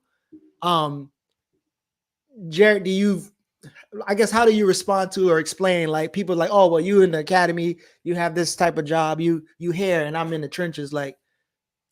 Again, broadly speaking, these are fine criticisms, but that's why I think, again, I'm very Daruba on this point. We should be explicit with what we mean and where we have differences. It doesn't have to be disrespectful, but it should be explicit. So I think, okay, so that's one thing. I do think, again, with all the speculation that's on the table here, it is flawed to categorically dismiss all academics. Mm-hmm. Similarly, it's flawed to categorically assume that everyone in the hood or doing grassroots work is a true revolutionary. That's why I think we need to be specific. What are the specific actions that would be taken by an academic that would constitute them not being part of the problem or as a positive part of the revolution? Similarly, if you're in the hood, and this is the distinction we're drawing, and you're in the grassroots, what are the defined sets of activities that are acceptable under the rubric of revolution? What is not helpful to me are the constant broad condemnations of all thought and all academia and all those outside of the hood, or any sort of broad superiority given to those coming from those positions, or the opposite. So at some point we can start with broad frames, but I think we ultimately need to get very specific with what we're talking about. There are roles for academics. There are roles for those of us outside of the hood. There are roles for those of us of varying complexions and class positions. All of this should be discussed at some point and made clear. And all of us should use whatever access we do have to further that broader struggle. So that's I guess that's it. No, yeah, go ahead. But so Namdi kind of makes the point, right? When, as an academic or somebody who has maybe, I guess, some level of class elevation, then that's the question about the entrepreneur. So the person who's making whatever, James Lindsay, whatever these people is, but I guess I'm always curious, like, what does it mean to work as an entrepreneur to fund the revolution? Because the revolution had to be funded. Like, what exactly are you funding? Well, I think there just has to be a clarity around the politics and some honesty. So like let's be clear, the people at Earn Your Leisure are not trying to start businesses for some Maoist revolution. Mm-hmm. And so and again, all my argument is that if a true liberatory movement is the goal, entrepreneurialism is not a solution. That's all I'm saying. So it doesn't mean entrepreneurialism can't be part of it. It can't be made of some value. In the same way, I would argue to someone who, if there was an argument around academic political power and academia is the power that we need, blah, blah, blah, I would have a very similar argument. It just so happens that Black capitalism has a very particular history, as Diallo mentioned, that has been marketed intentionally as part of a psychological warfare endeavor to keep us from achieving political power. And I do hope, as someone pointed in the chat, I do wish people would listen to my demo, because it's actually at this point more than a demo. It's a well-articulated, put together album. So, but before we move on, Diallo, so would you say that Wise politics went from revolutionary radical to reformist? No, I say that Wise tactics and strategies changed. And I think that you can still have great appreciation and respect for his artistry and his efforts while critiquing his evolving tactics and strategies. But I do think that his ideology and his goals are the same. And we're aging. And if you had spoke to me a decade ago, I think my ideology and ultimate goal has been consistent since I was 14 years old. But my outlook, conclusions, critique, and conclusion. But I have to say, I go further than Dr. Ball. I think that revolution is ultimately and primarily an intellectual endeavor. And the most important component of any revolution or any struggle is ideology. So I don't even think that it should, in terms of we should value it. No, we should make that the core, and everything should grow from that. So you say you acknowledge, but maybe disagree with his conclusion of like, oh, I'm not in the streets organizing workers no more. I'm focused on me. Well, it depends what you mean by in the streets. I know that term gets thrown around a lot. I organized around the Troy Davis issue. We were raising funds and organizing and having events around this, and brothers, and it was on the south side of Chicago, and some hood street affiliated brothers came and was like, why ain't y'all in the streets? Listen, if you're in the streets in the context, a lot of people say, you be a fool to listen to me about what you should do in the streets, because I don't know shit about the streets. The only time I was in the streets is because when I didn't have the resources to not be in the streets. The moment I get the resources to get the blood clot out the streets, I'm out that shit. And I don't mean living. I've always lived in Black community. I will never ever live anywhere but the Black community. But the Black community is different than the streets. And so when people say you in the streets, no, listen, I'm in the cafe. I'm in the lecture hall. I'm in the streets in terms of transversing on the sidewalks to get to where I gotta go. This street shit and this street rhetoric, I think we go to it because being a powerless and oppressed people, we see the aggression, the potential for violence, the illusion of strength that the streets represent. But in terms of being in the streets, it depends. Just because you're in the streets, you could be ineffective in doing more harm than good. The streets, in terms of default, bragging about being in the streets, what specifically are you doing to the streets? What are you extracting and what are you contributing? But being in the streets, I don't know. People tell me I'm not in the streets, and then people say I be outside. That rhetoric in this context, yeah, it be in the streets. I come and go from the streets, but I don't stay consistently in the streets, but not in the context that a lot of other people say.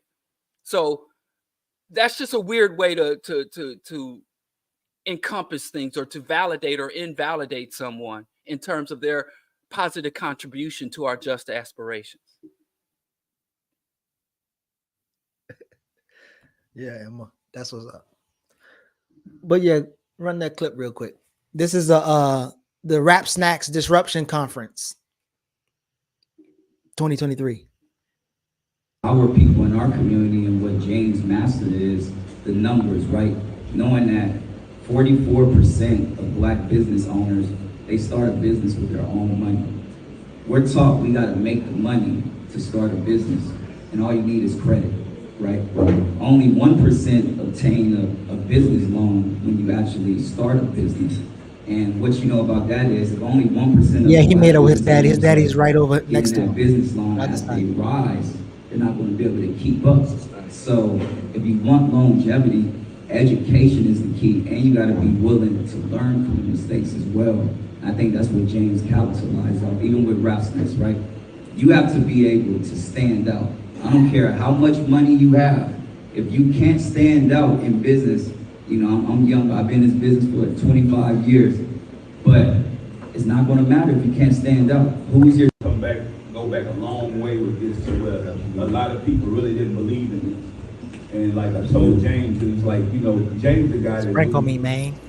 come up with the flavors and everything. I've always been a marketing guy.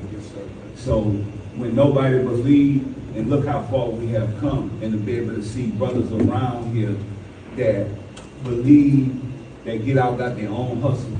These are all entrepreneurs here. And so even with me and E, you know, we started in the Bay together. And so to look at that, we are constantly creating products, we're constantly growing, we're constantly developing, our mindset changing.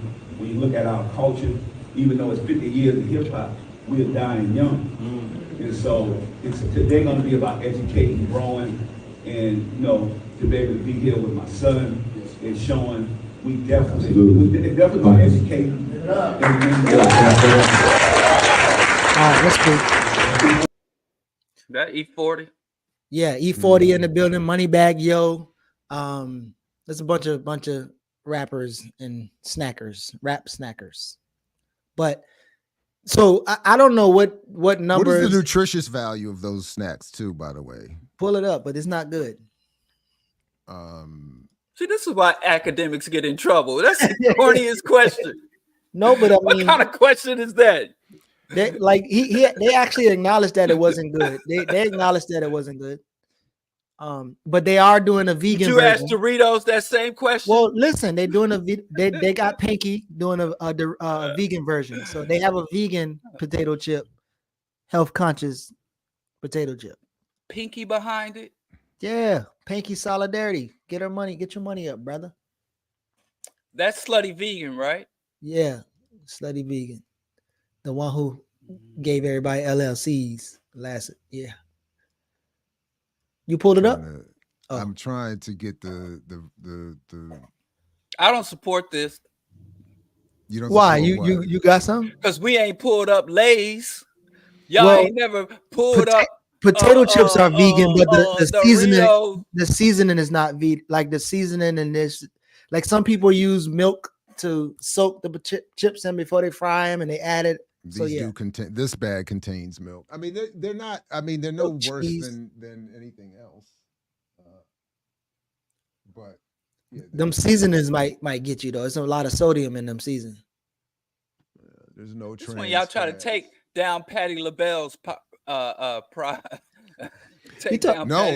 one that you supposed to cook. People was eating it raw. They're supposed to cook it when they from the store.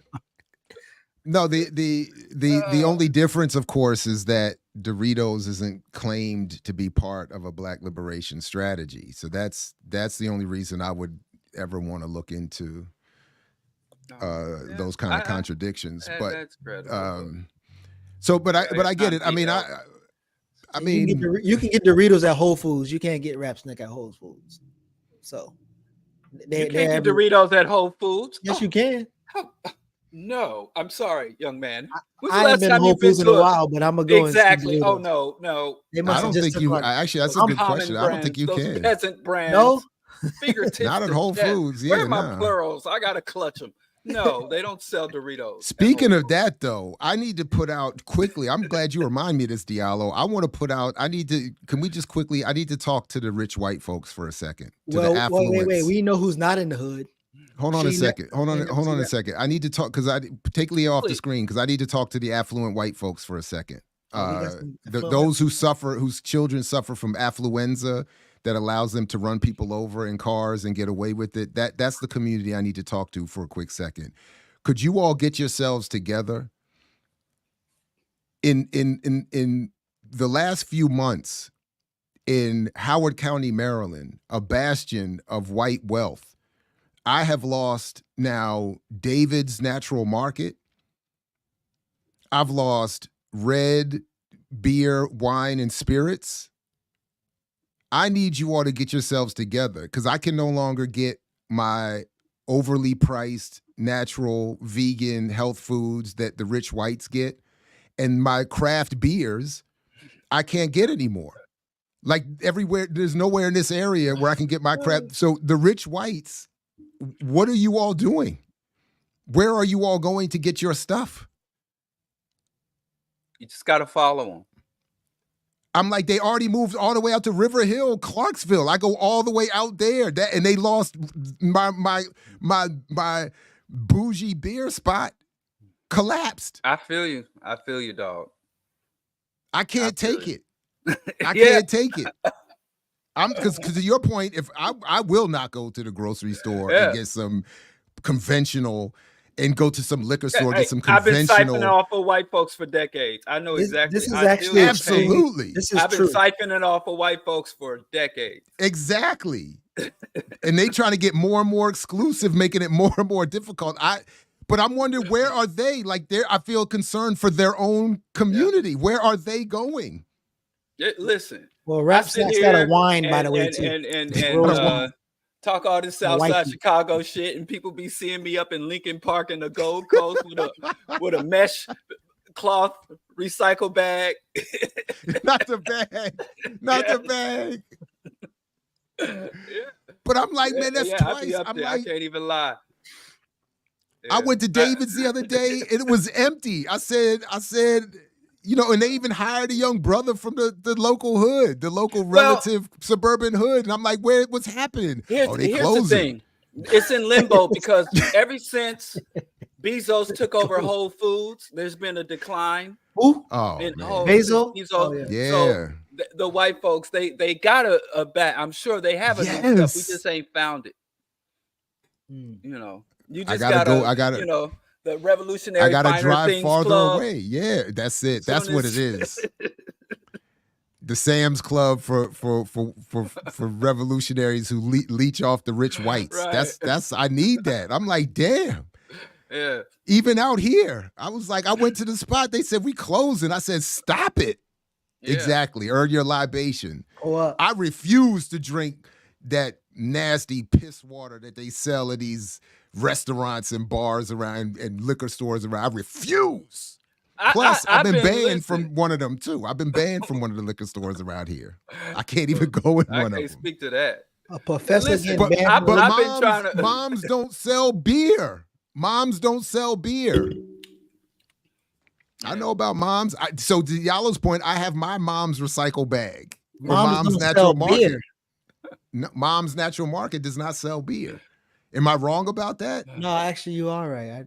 I've not seen it in there. I will go double check now that my spot closed. I used to go to Mom's off the Rotunda, and yeah, you're right. They don't have no beers at all. Damn. Man, this is terrible. So I need the rich whites. I just needed to talk to them for a quick second. I need them to get themselves together. Their own constituents don't have. Where are they going? Because Clarksville is as far. I mean, there ain't no more left of Howard County. Like, where are you going to go? They went this as far out as possible. This is a daggone travesty. Travesty, a travesty mockery. Yeah. Well, all right, Diallo, I know you, because you said you got to run in 10 minutes or so. Did you want to, is there something else you want to get to or something you want to let us know about? Anything coming up? I don't know. Did we not get to everything? I mean, we just had, I don't even know if y'all want to cover too much of Diddy. Yeah. I mean, I read the article. I mean, you know, what can I say? Yeah, I honestly don't even know what to say. Well, no, I just came on here to tear down Kalonji and try to get a beef, Kalonji Jared beef fired up. That's the only reason I showed up today. It's all personal. No. We far from it. It's all personal. No, but yeah, maybe come to Seton Hall.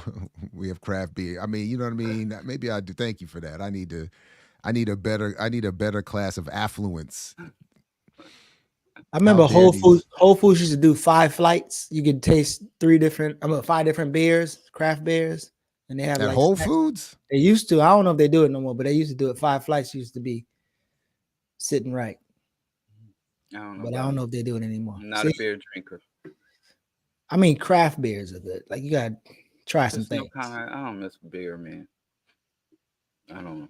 But y'all let Diddy off the hook and tore down. Wait, what? A sweet potato IPA? See, that's what I'm talking about. That's stuff. That's what I'm talking about. Where we gotta go to get the sweet potato IPA? Oh wow, I've never even heard of that. That's what that is. That's what I'm talking about. Sours and IPAs. No, Diddy. I mean, what did Diddy do? Did Diddy do? What did he do?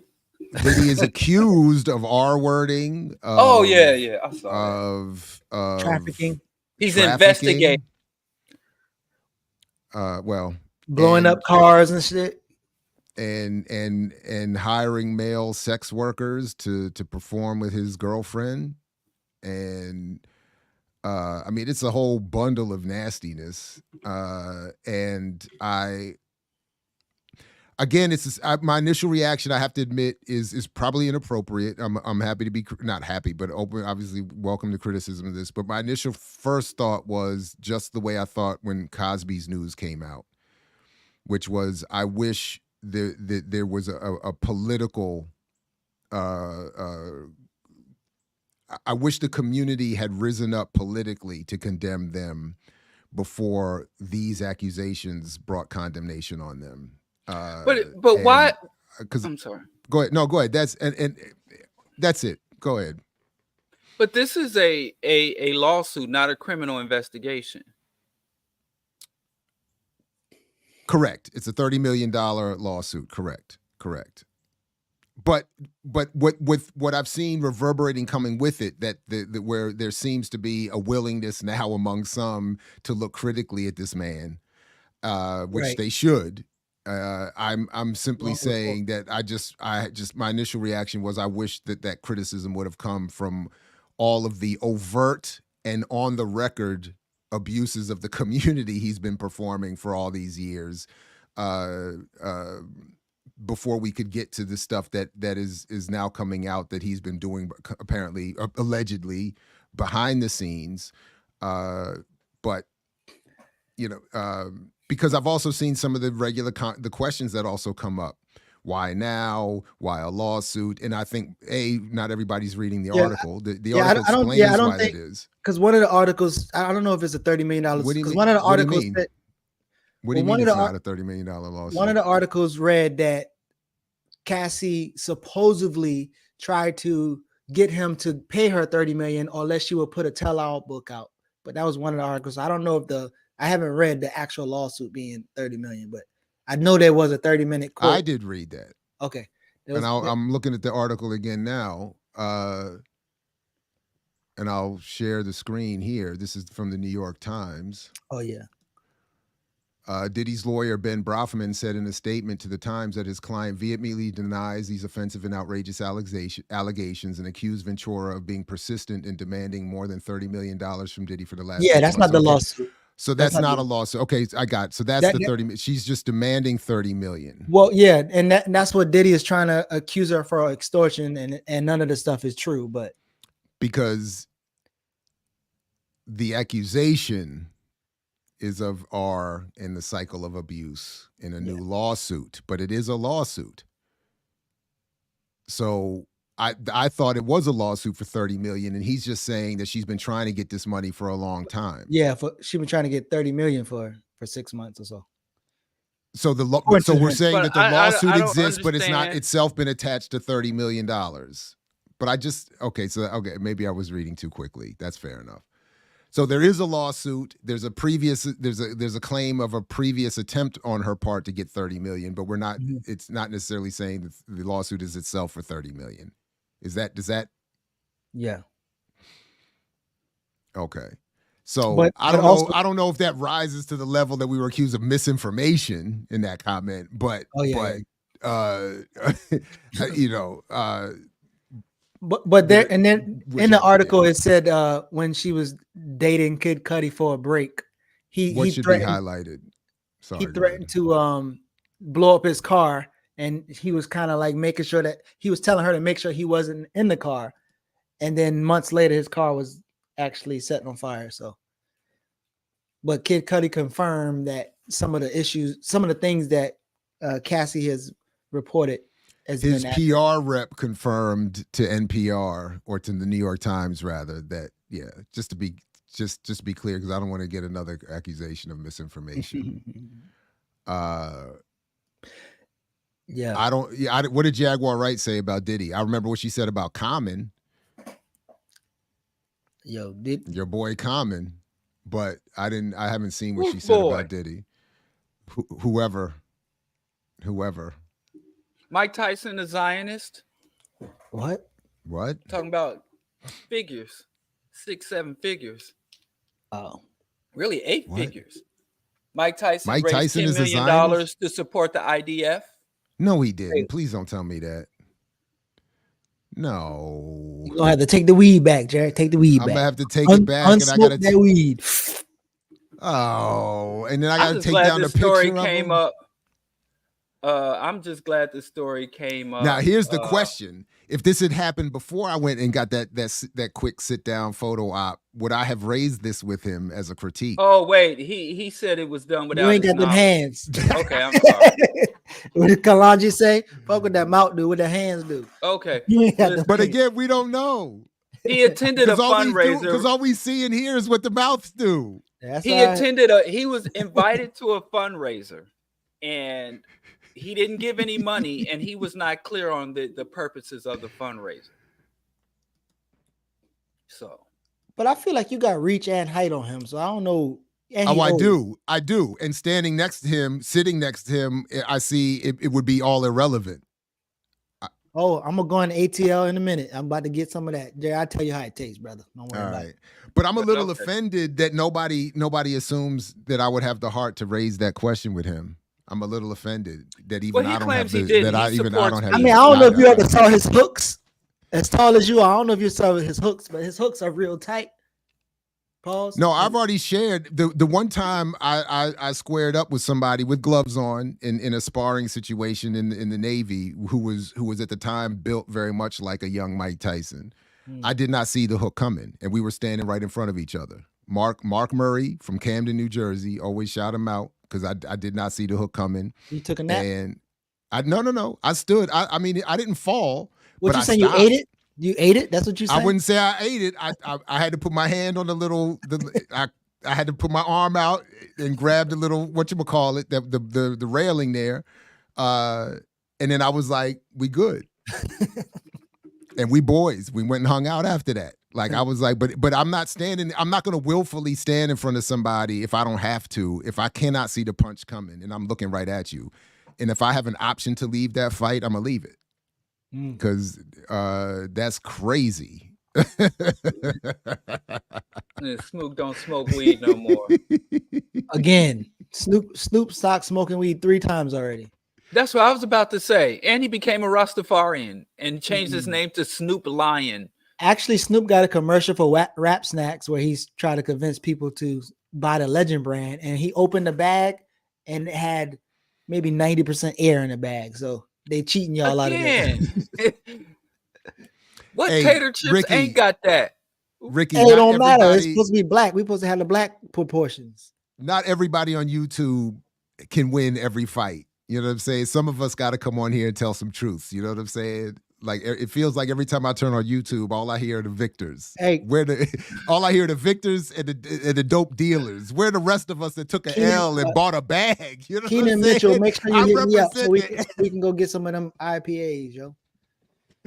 Some of us took L's and bought a bag. You know what I'm saying? That's my community. The weed man punched him, knocked him out, and he went to go buy. Oh no, Mark, I don't think. No, we were still in the Navy. Nobody was smoking then yet, or he wasn't with it. He wasn't in that little cipher I had. Good hash in Egypt, boy. That hash in Egypt. I can hear my wife. Oof. Cash money is army. Better gathering her things passively aggressively. Okay, it's all good. With Diallo around. Peace to you. Making noise outside my door. Okay, best wise line right now. Go. What's the best wise line? Oh, I don't have my memory. Don't work like that. Mr. Shirley. But I've taken. Oh, I've taken a few. I could tell. I've. What's the best line? Wise I line. like when he said called mercantilism, crackantilism. That's just a word. But when he said globe holders, population controllers, the slave makers, aka AIDS creators, disease makers, doctors, nurses, and nigga haters that's out to get us after making us bullshitters, the sister hitters who knock them and don't stay with them, the human litter that Whitey about to get rid of, the same niggas supplanted the very planet with mathematics, pure knowledge and understanding, global famine. Let me stop. Okay. But yeah, probably that one. A New World Order, which was the wickedest combination in the world. Listen, New World Order, I just think, rest in peace to Father Shaheed. I think that was the last album, but, go get you or download, whatever y'all do, these weirdo music stuff. Ask Siri or whatever to give you a New World Order. And Conscious Style, KRS-One with Wise Intelligence. So, but that's probably one of my, and he has another track on Killing You for Fun, Kingpin, King Clinton and the Kingpins. But, What was the but my favorite song of all, I'm sorry. No, go ahead. So many teachers let so little mental beings sing. Everybody's ruling, but nobody's being king. No culture free, how could this be? My people need some leaders and some positivity like Farrakhan G, or like my brother Malcolm X, who changed the hands of times with giving knowledge of himself.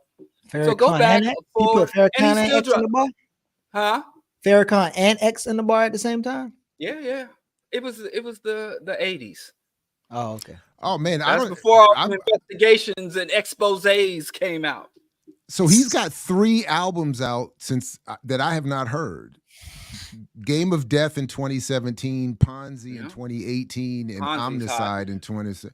The Blue Klux Klan is the last album in 2017 that I listened to very carefully, and I thought that album was just bars all the way through. Yeah.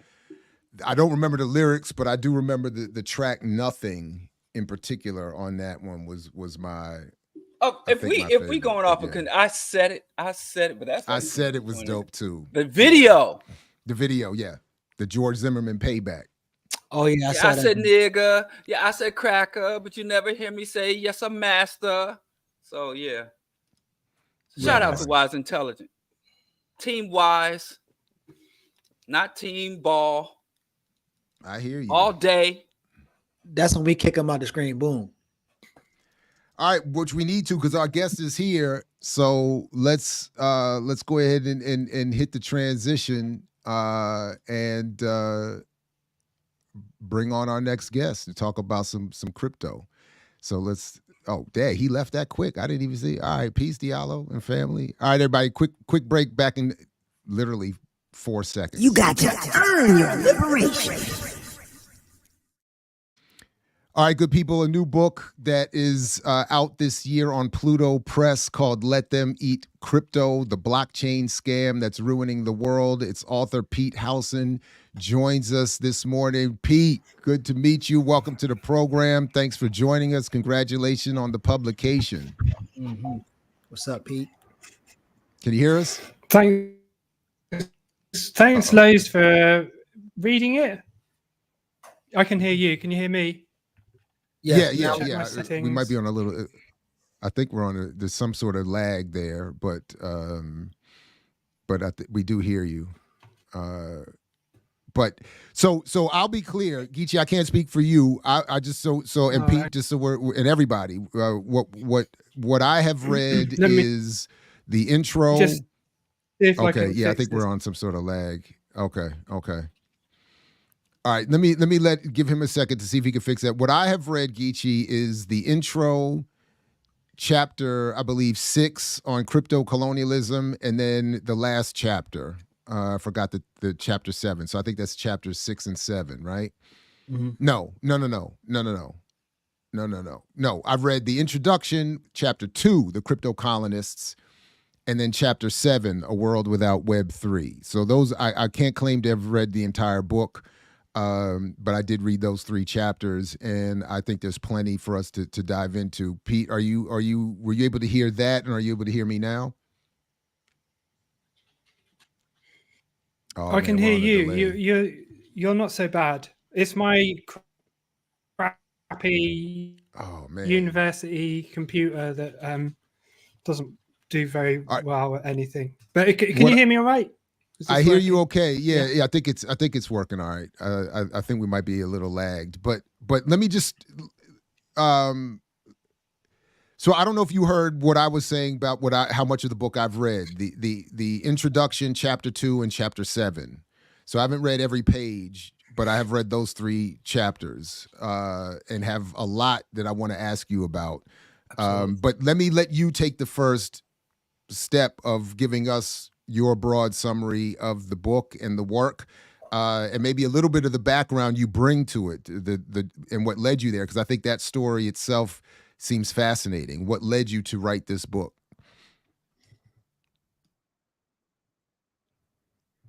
Yeah, so my name is Pete Howson. I'm a assistant professor in international development at Northumbria University in Newcastle in the UK. So I guess the journey to write this book, it started about 8 years ago when I left the UK, moved to a swamp forest in Indonesia, in Borneo, Kalimantan. I was working with some indigenous communities looking to try and make their forests more valuable standing than cut down for timber and palm oil. And they were using a system of carbon credits to try and monetize their resources without having to obviously cut them down. And I came across a cryptocurrency project, which was just next door as it happened, also in Kalimantan, the Rimbaraya Red Plus project, it was called. And their plan was to sell carbon credits as a cryptocurrency token on global markets. So people in the global north, if they wanted to buy a pair of trainers and they felt bad about that, they could just buy a couple of these carbon credits. And then the money-like things would zoom across the internet straight into the crypto wallets of these indigenous people in Indonesia. That was the plan. And I was fooled by this in some respect, because I actually thought that this could really solve a lot of problems. I thought that it would cut out all of these greedy intermediaries, the people that were like these third-party validators that were coming in and sucking up all of the excess profit, and it could actually, empower local people. It didn't work. It was a scam, and so the book doesn't start looking at carbon trading. Chapter 4, I think, I look at carbon credits in a bit more detail.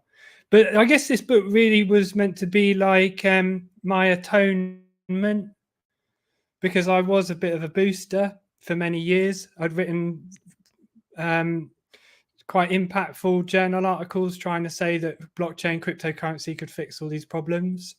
And I think, policy decisions were made on that basis. So this book was trying to basically say, oh, please just ignore everything I've said. It was all wrong. So I'm trying to basically unstitch all the elements to this scam, and how it's still being pushed by some very powerful people to try and keep taxmen and regulators off their back. Well, speaking of that, in the UK and in the US, it goes right to the very top. The highest authorities in the land. So if I can, let me ask one more broad question to that point, and then Geechee, I'll turn it over to you before re-engaging, so to speak. But Pete, you say here in chapter 7, you sort of as you're concluding or heading towards your conclusion, you say cryptocurrencies are terrible. And then you go on to say that Bitcoin was never an anti-imperialist technology. Your point that was somehow, Bitcoin was never an anti-imperialist technology that was somehow co-opted by free market fundamentalists. Bitcoin and blockchain were designed for and by right-wing anarcho-capitalist libertarians to weaken democratic government, end quote. Could you talk a little bit about what led you to that conclusion and some of the players that you focus on in the book that demonstrate the point that, again, this technology was never some anti-imperialist technology and was always designed for right-wing anarcho-capitalist libertarians to weaken democracy? Yeah, well, I'll start at the beginning. So blockchain Bitcoin is often hailed as this very innovative technology. It's actually what I claim is an illusion of innovation. Actually, most of the elements to this have been around for decades. So block time stamping, the simplified hashing algorithm that Bitcoin uses, that's been around since the 70s. So this is essentially just old technology that had been pulled together to fix this made up problem. And they did this because in 2009, the dawn of the financial crisis, everyone's pissed off with the bankers. They're pissed off with the bankers not because they're greedy bankers. They're pissed off with bankers because they've colluded with government, and the government have been printing money in order to bail out the banks. Bitcoiners, crypto people, they love banks. They love free market neoliberalism. That's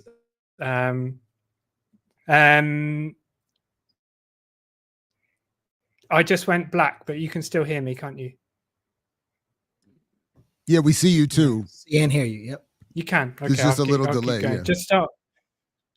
Just start waving if you can't see me anymore. Right. So the cypherpunks were these underground network of, you could think of them as sort of hooded hacktivists, if you like, but they probably didn't operate like that. They were all very economic right-wing people. They were also referred to as high-tech Hayekians because most of them are devout followers of Friedrich Hayek. This idea that any intervention by the state in the smooth operating of free markets is a slippery slope to serfdom. So they tried to come up with this sort of algorithmic fix to combat the sticky fingers of the state trying to meddle in the banks, which was Bitcoin. And one of the prominent cypherpunks was this guy, Julian Assange. And I think, like, if you're like me, you can connect your own politics to this guy, in terms of like data activism and, we want the US government not to murder Reuters journalists in Iraq. We can all look at these collateral murders tapes and feel some affinity to his cause. But, this guy is one of the masterminds behind the early Bitcoin movement and the cypherpunks generally. And I think there is this sort of mistake that people make where they kind of connect their own politics with people like Julian Assange, the Sci-Hub platform. I don't know if that's a big thing in the US, but it's quite big in the UK. Even our own students use Sci-Hub as a way of sort of breaking down barriers to paywalled academic writing. And like Democracy Now, they solicit for donations using Bitcoin. We can connect our politics to these people. And I think for that reason, lots of people say that is the underlying politics of this technology. But in reality, I think the Bitcoin blockchain, it has more in common with the Tea Party movement than it did with Occupy or Anonymous. And essentially, I think when you look under the hood and actually what is going on with these blockchain cryptocurrency platforms is that they are furthering the interests of people who benefit from a very right-wing politics, not an emancipatory people that want to bring down like neoliberal governments. So yeah, I mean, the final chapter looks at this in a lot more detail, how all of that is rubbish. Like there is no emancipatory potential that comes from this technology. And you've talked about this before. There's a lot of your ideas peppered in. You probably noticed, suitably acknowledged. I did. Honestly, I did, and I appreciate it. And I was wondering if you, and I'm sorry, Geechee, but just because let me just stop. We can come back to that. Go ahead, Geechee. Let me just take a break. No, so I appreciate opening up the book. You kind of dealt with people's who are into Bitcoin and cryptocurrencies critique of like, oh, you just don't know what you're talking about, you're ignorant, and the fact that you've actually have a history in it, promoted it, and then corrected yourself.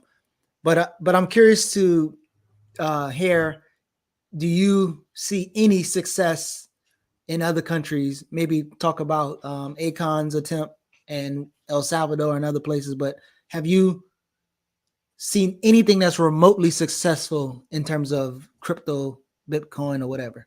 Oh, he gets all of this. He details all of it. Yeah, go ahead. Yeah. Go ahead. Yeah. You picked. Yeah, you picked. He did it on purpose. Geechee is an expert interviewer. That was on purpose.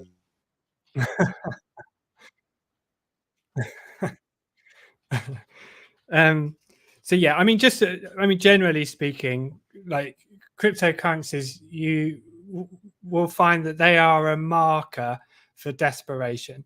They're never a marker for like people using them because they're the best solution to anything. Because you could, people use Bitcoin where there's also people who are selling their kidneys in order to feed their kids. Like that's generally, you'll see that these two things play out in the same places. It's not that people, we hear these stories from Bitcoin Magazine and Cointelegraph, whatever, will play these sort of flashy documentaries on their YouTube channel to suggest that in Bitcoin cryptocurrencies are lifting people out of poverty in Central America or something. That's absolute nonsense. Like the only time you would use any form of cryptocurrency really, other than a form of speculation, is if you really have to get around government sanctions evasion, tax evasion, fraud. That's the only real use case for any of this. You use it because you have to, and there's no other way. So, I mean, that's generally speaking. But I mean, like, whenever you drill down to it, in my recent writing that I've started progressing after the book, really, I've tried to think about this as like scam space. I'm a geographer. My PhD was in geography, so I'm interested in the way that the cryptocurrencies and blockchain, the way they manifest in particular places, so like the concrete aspects to this technology. And when you go to, for example, if you were to go to Senegal, maybe I should do a bit of background to Akon, this project, first before I actually get into the sort of grounded. Yeah, please go into that, because you call it about you call it 5, Akon City, 6 years Wakanda, ago, in fact.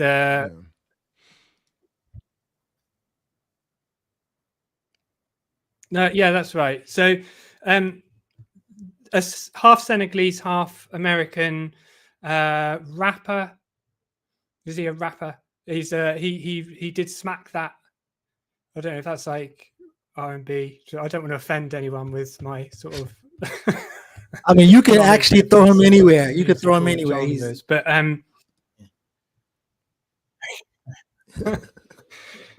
right. So he came up with this idea that that you could build this city in Senegal, not far from the capital. Yeah, thank you for bringing that up.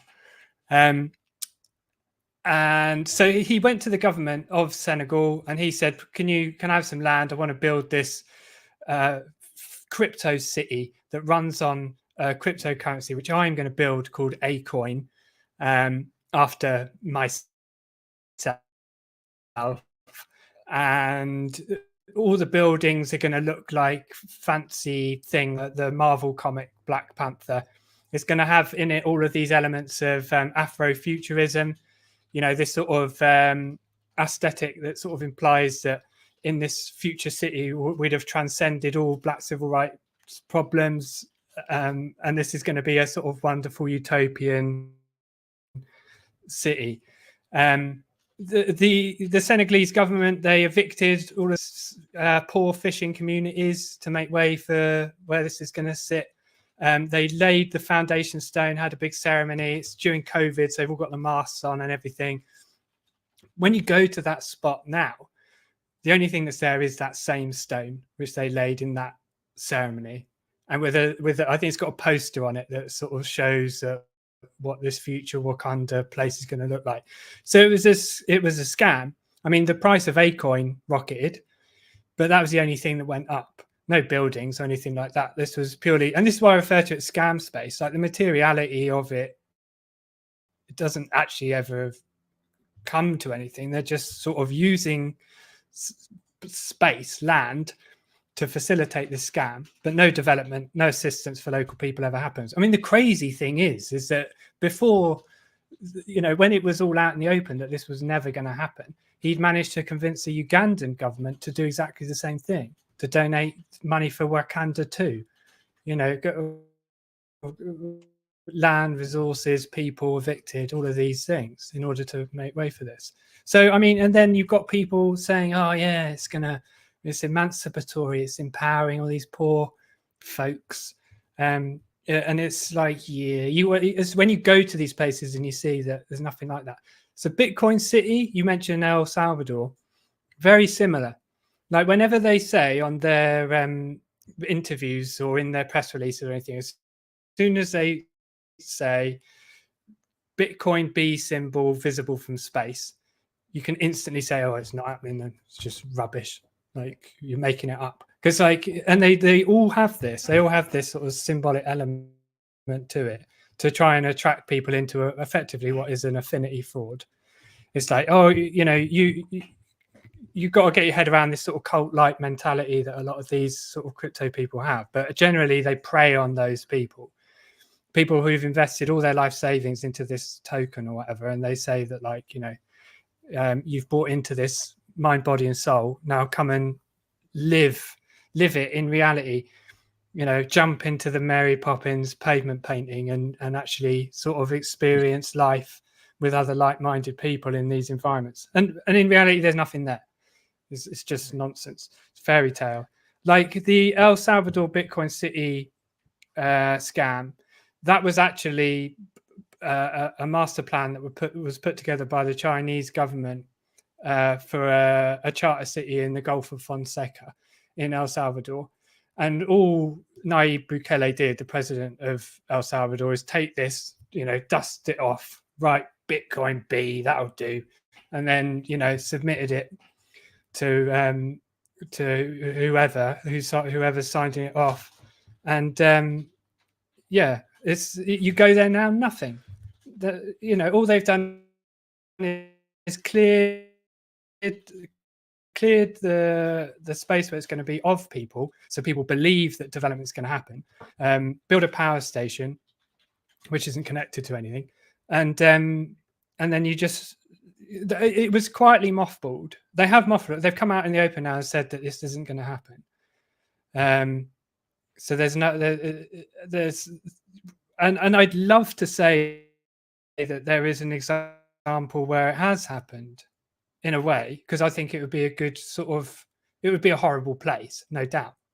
It would be a dystopic nightmare, but it would be good just to see how this has happened. But however large or grandiose or small these promises are, they always are always scams, and there's nothing that ever gets developed. So in fact, you say, I'll try and chuck in some jokes and things because this gets a bit dark and down. No. But I think that's important because the mythology is powerful. But you say at one point, and I wanted you to expand on this and maybe to elaborate and maybe give some detail as to how this exactly does or does not work. But you say in the book, the iron law of blockchain. When someone says you can solve X with blockchain, they don't understand X and you can ignore them. But could you talk about why that iron law is in fact true and how in fact it does work to not work? in other words, could you explain the process that evolves or devolves into the con to make it as plain as possible?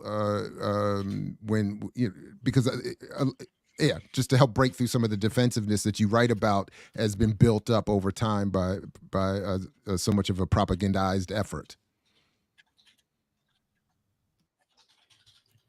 Yeah. So, I mean, these aren't my words. The Iron Law of Blockchain. This comes from Nicholas Weaver, who's a law professor at Harvard, I think. But before I had really changed my tune. But I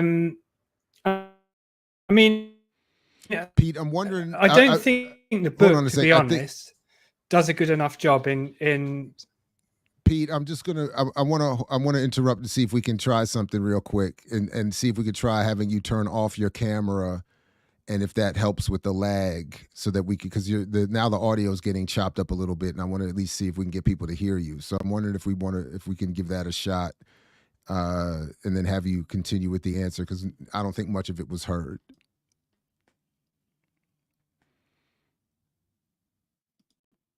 And now I'm just trying to there we go. But can I now why can't I unmute you again? There you go.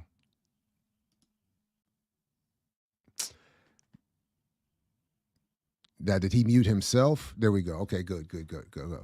No, I'm back, I think. Okay, good. Yeah, let's try that. Does the sound clearer? It sounds fine, and I think we're without a lag too. Okay, I'm sorry. I think it's. Oh, cool. Okay. Oh, let's fix that then. No. Yeah, so Nicholas Weaver, this professor at Harvard, he, for a couple of years ago, coined this term, the Iron Law of Blockchain. Not me. But I mean, yeah, I fully agree with it. But I think in the book, I don't do a good enough job of unpicking the scam aspect from these promises. Or maybe I do. Maybe I'm being hard on myself. But he, for example, when you have a blockchain developers, they say, oh, I know how we can fix obesity in the UK for the government-run healthcare system.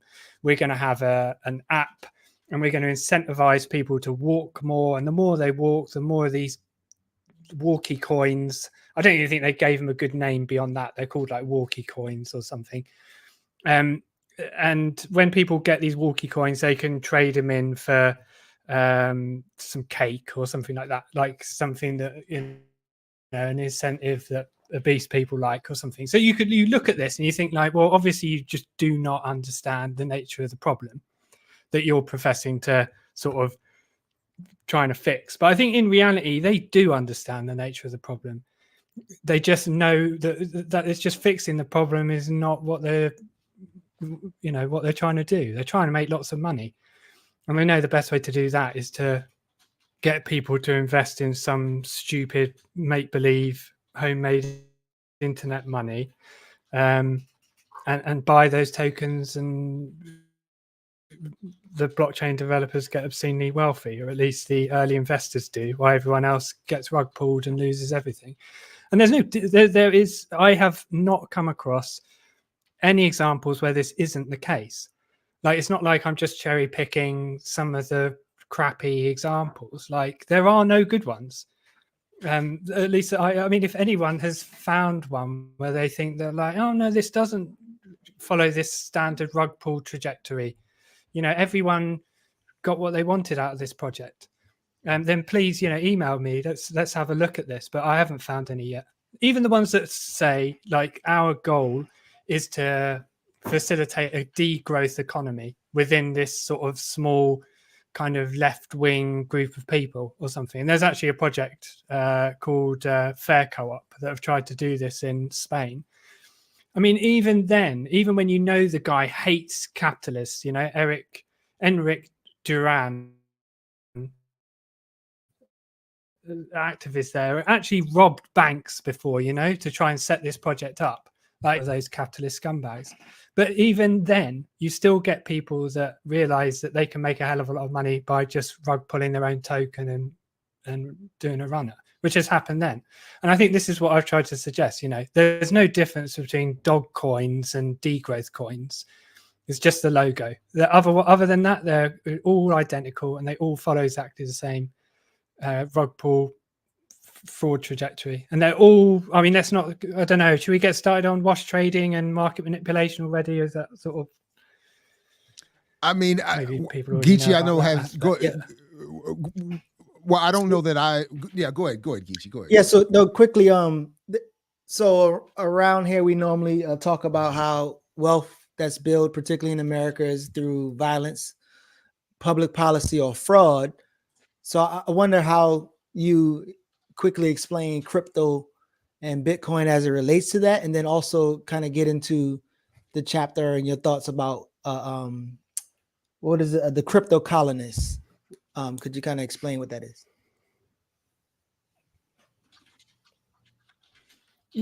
Yeah, well, I think this is something that I've heard you guys talk about the first part of your question, I mean, you do have these blockchain developers that try to suggest that we could deploy this technology in order to create fairer markets so that poor black communities can compete alongside their white counterparts on a level playing field. And often it's people from those same communities that are proposing and promoting these tokens. But the starting point is off, like as you said, Jared, in the myth of black capitalism, that it proposed that solution suggests that their white counterparts got rich from playing the game politely. They didn't. They did it through violence and pinching other people's stuff, which is exactly what crypto people tend to do as well. And I think, I mean, that leads us on to the second part of your question around this sort of crypto colonial mindset.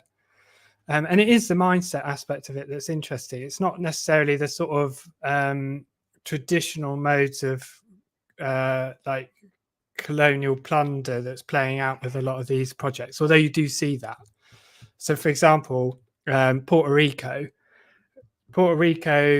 after Hurricane Maria in 2017, 2018, they set up these zones of opportunity, which would offer tax breaks to US businesses to come set up shop in Puerto Rico. They wouldn't pay any tax. They would have like incentives for them to buy property down there. And the purpose of doing that was that they would bring their businesses with them, actually produce stuff in Puerto Rico and give jobs to local people and support development, get Puerto Rico back on its feet. In this, as opposed to accepting sort of federal money so they could actually rebuild stuff and help the local people that have lost everything. But what happened instead is that crypto people, led mainly by Brock Pierce, you know him? At least a little bit, but it was good. Yeah, in the book quite and often. It was good to read about. Yeah, and it was good to read more about him in your work for sure. Yeah.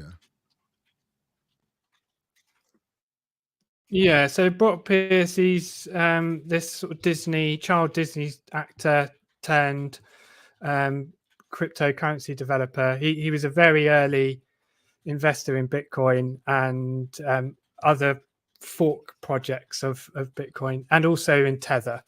And Tether is a very murky beast that I think deserves its own book. And there's probably people writing a book on this already as we speak. But this guy Brock Pierce, he assembles his entourage of people to go and build this Bitcoin utopia in Puerto Rico, because he makes the point that if you do crypto as a job, as if your profession is trading crypto, every time you make a trade and you win even a small profit, on that trade, you have to declare it. It becomes a we have a very different tax system in the UK, so I don't really fully understand it, but it becomes you have to declare it in your tax return for that year. It becomes impossible for you to be a trader because these people, especially the super dodgy ones, they use high frequency trading algorithms, and they are operating over thousands of these different cryptocurrency projects. So I mean, he makes the point is you can go set up shop in Puerto Rico, become a tax resident down there, and you never have to declare anything. So Puerto Rico has turned into this haven, this mecca for all of these crypto investors. They've bought up all the local beachfront property for cheap, created gated communities so that local people can't access any of this new infrastructure that's going up. The local people who've been priced out, because of gentrification problems and everything, they're leaving at a speed that's really scarred by colonialism generally. It's somewhere that's had been used as a firing range for the US Navy to test out Agent Orange and things. They had the gag laws there, so it became illegal for you to protest against the US colonization. They had all the poor people had to submit to vasectomies and being having their kids taken off them because they were just seen as poor because there was something biologically wrong with them. So these are people that have always had this sort of really sort of nefarious relationship with the US, and then suddenly all these people are coming down and just exacerbating that. And these aren't good people. These are the worst criminals, scumbags you can think of that are going down there and not being good to the locals. Like you've got people like who's that guy with the drinks, Prime Energy drinks. Do you have that in the US? I can't remember his name. Logan Paul. Logan Paul, Logan, his name. Jake and Logan Paul. Yeah. Jake and Logan Paul. Right. So there's they're filming themselves driving down the beach in their beach buggies, running over all these baby turtles and everything, and they're live streaming it on Facebook. Like, oh, come down to Puerto Rico, it's brilliant. Bring your Bitcoin. These people are shooting dogs that happen to disturb them whilst they're playing golf. They've and then they return to their gated communities and carry on life that way. And I think so that's a very sort of traditional, you could argue, a traditional form of colonialism. But I mean, there are these other ones as well, where as I say, like the scam space occurs as part of these affinity frauds.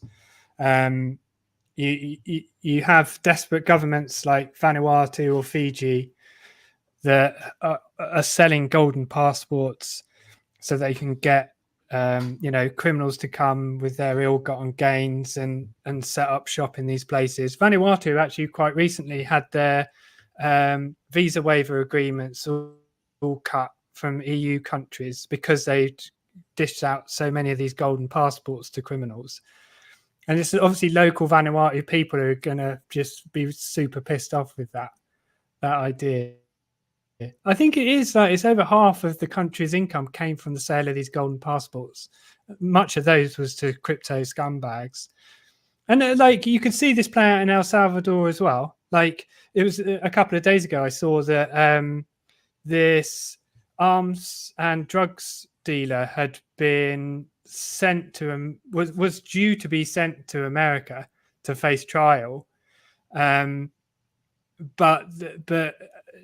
Nayib Bukele gave him a full pardon and just let him walk. Like these countries are trying to encourage the worst kind of criminals to their country, through Bitcoin in order to bring ill-gotten gain. I'm not saying Vanuatu and was to that extent. I mean, that definitely, I think that was the case with El Salvador.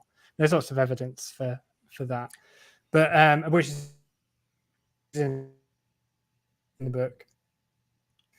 So real quick, let me get to this one bar that you have in this book, and I want you to, I mean, if you can hear me, once you you've respond got to this. some places like the X2 community where they were all going to come there. They were going to set up this series of interconnected floating spars, and they were going to build this what they called a Lofstrom loop, which is this basically a catapult to send vehicles into space. Right? They hadn't asked Thailand. They won't say, "Oh, do you mind if we do this or whatever?" They literally just saw this floating thing. They think, "Oh, I'll have that."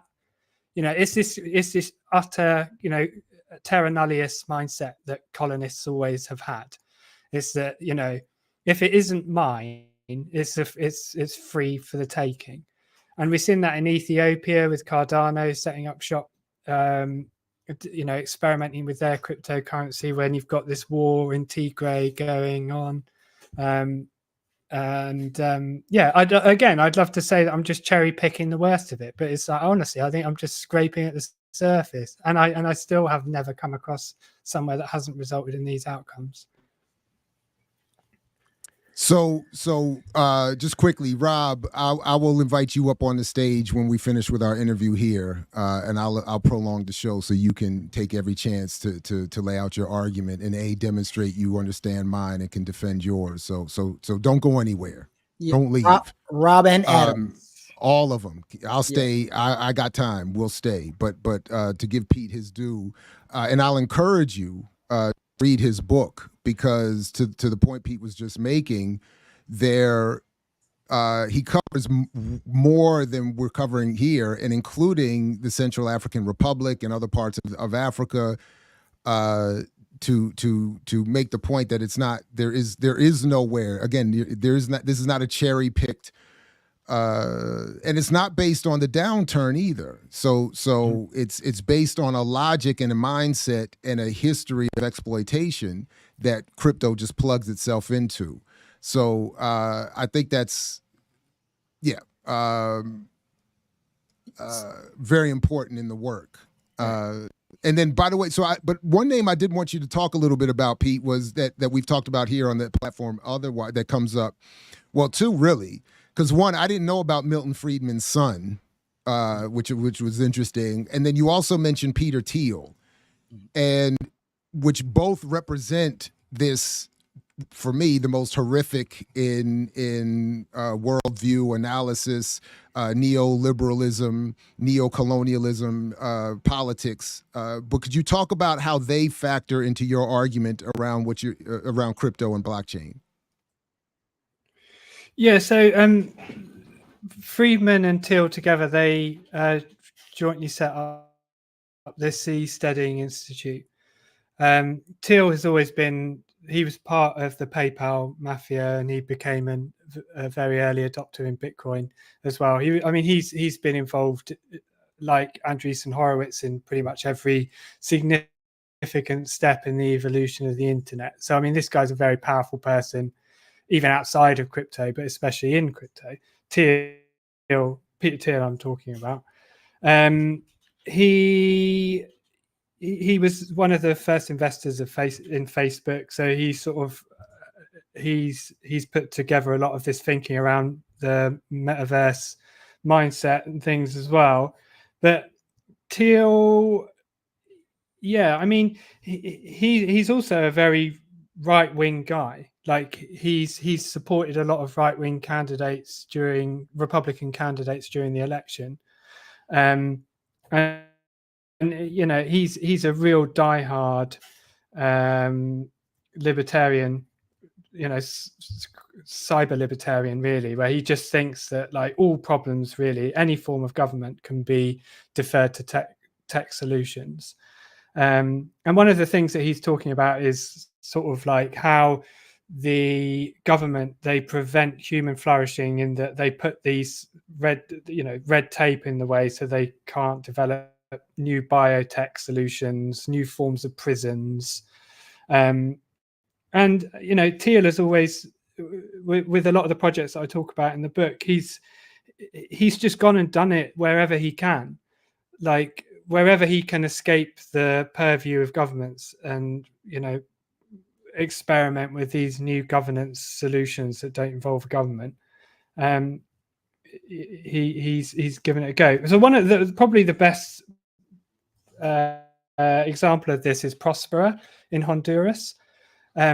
So again, Honduras has suffered immensely from, you know, colonial forces in the past. There was just about 10 years ago, several thousand people were murdered after land was cleared to make way for these charter cities that the previous president had set up. This law essentially that meant that foreign companies could come in and set up these cities and not face any regulation from the government there. And Teal obviously loved it and set up a city called Prospera. And his plan was to allow for these new forms of biotech experiments. So you could go there, you can get biohacked and be pumped full of like drugs like prostatin, which gives you sort of comedically huge muscles. And in the US, obviously, if you wanted to do any sort of gene editing or any of that sort of thing, you'd have to have this sort of exacting gaze of the regulator on your shoulder, making sure that you didn't kill anyone. Prospero don't get rid of all of that. Just give it a go. Prospero, I mean, there've been a lot of pushback in Prosper, where the new Honduran president have tried to kick them out, and Prospera have taken the government to an international arbiter, and they've sued the government for 11 billion. And this is a very poor country, and $11 billion is a lot of money. So Prospera have won that case, and the Hondurans have just backed down and said, "Okay, carry on." Like this just shows how, you know, the sort of awful people these people are. And I say this all goes back to the same kind of mentality that the homesteaders had, you know, just like they call themselves the seasteaders deliberately, because they're trying to say that this is just like the you know, the plains of America were empty, even though they were full of indigenous people. That's how they see the other people's land in the context of these new crypto cities.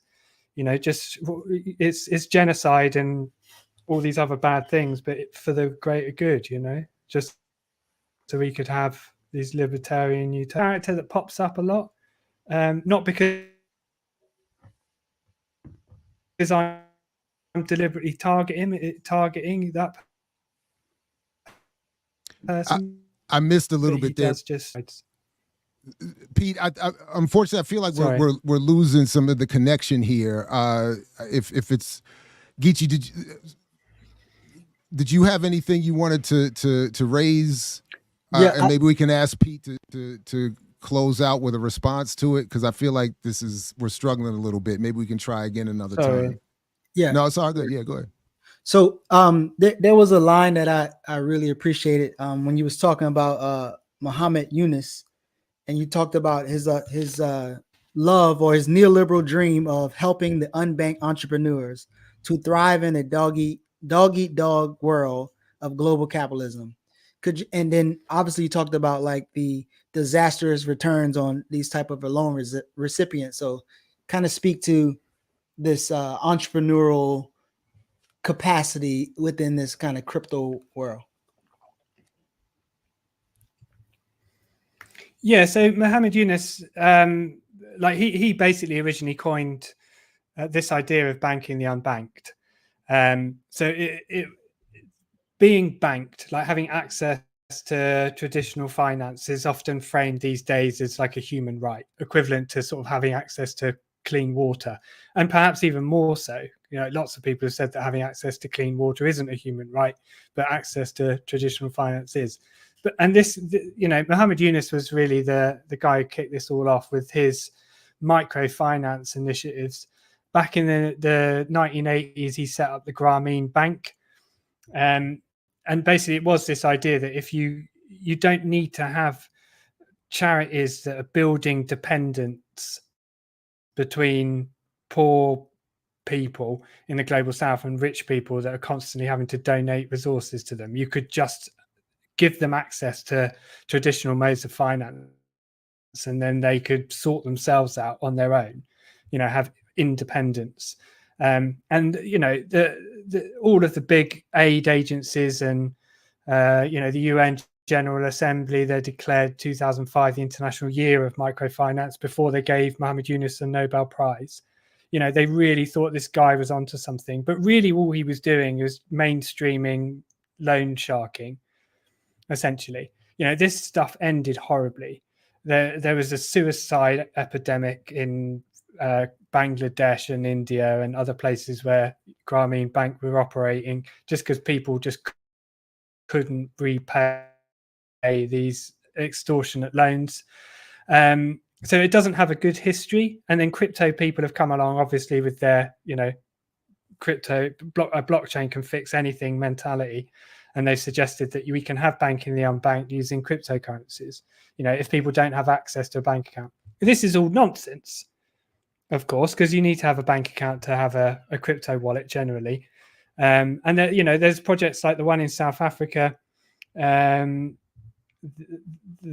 one in Mosel Bay in Cape Town, where people have gone there, and instead of banking the unbanked, they've just unbanked people entirely in order to build dependency on Bitcoin. So they've sort of given them these stamping kits so they could stamp their seed phrases, their crypto wallet passwords into sheets of metal, so that they never lose them. And there was a surf school there that allowed young people to make money from offering surf lessons to rich people in Cape Town. And they sort of set them up saying, oh, no, you have to be Bitcoin only.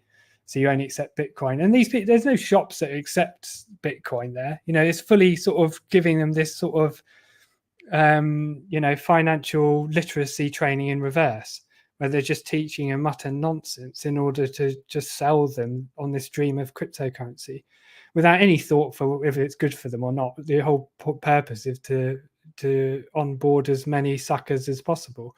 And they tend to be the most poorest and marginalized people that don't have much to lose. So, Muhammad Yunus kicked it off. Bitcoiners have come out with the same neoliberal dream, but using a blockchain this time. And there's loads of stories where this has ended terribly for the most poorest people, from West Africa to Cape Town and everywhere else. So just for me, really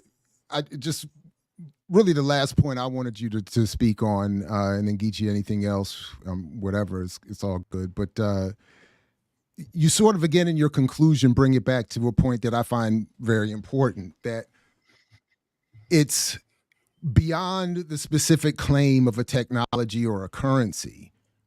You do bring it back to this focus of, in this case, capitalism. And you say capitalists are not interested in decentralized and fully automated techno fixes in order to free humanity from toil.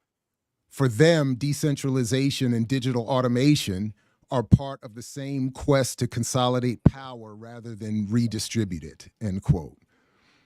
Could you just maybe elaborate on that and maybe even talk about, I think one of the examples you used was, I forgot now, was it McDonald's even, that automated and then fired everybody to sort of make this point that this is the world that they're looking for: more control, more technological control, more centralized, accumulated wealth for themselves, and for the rest of us, it's I guess do the best you can in a world where there's no employment and no wealth to access.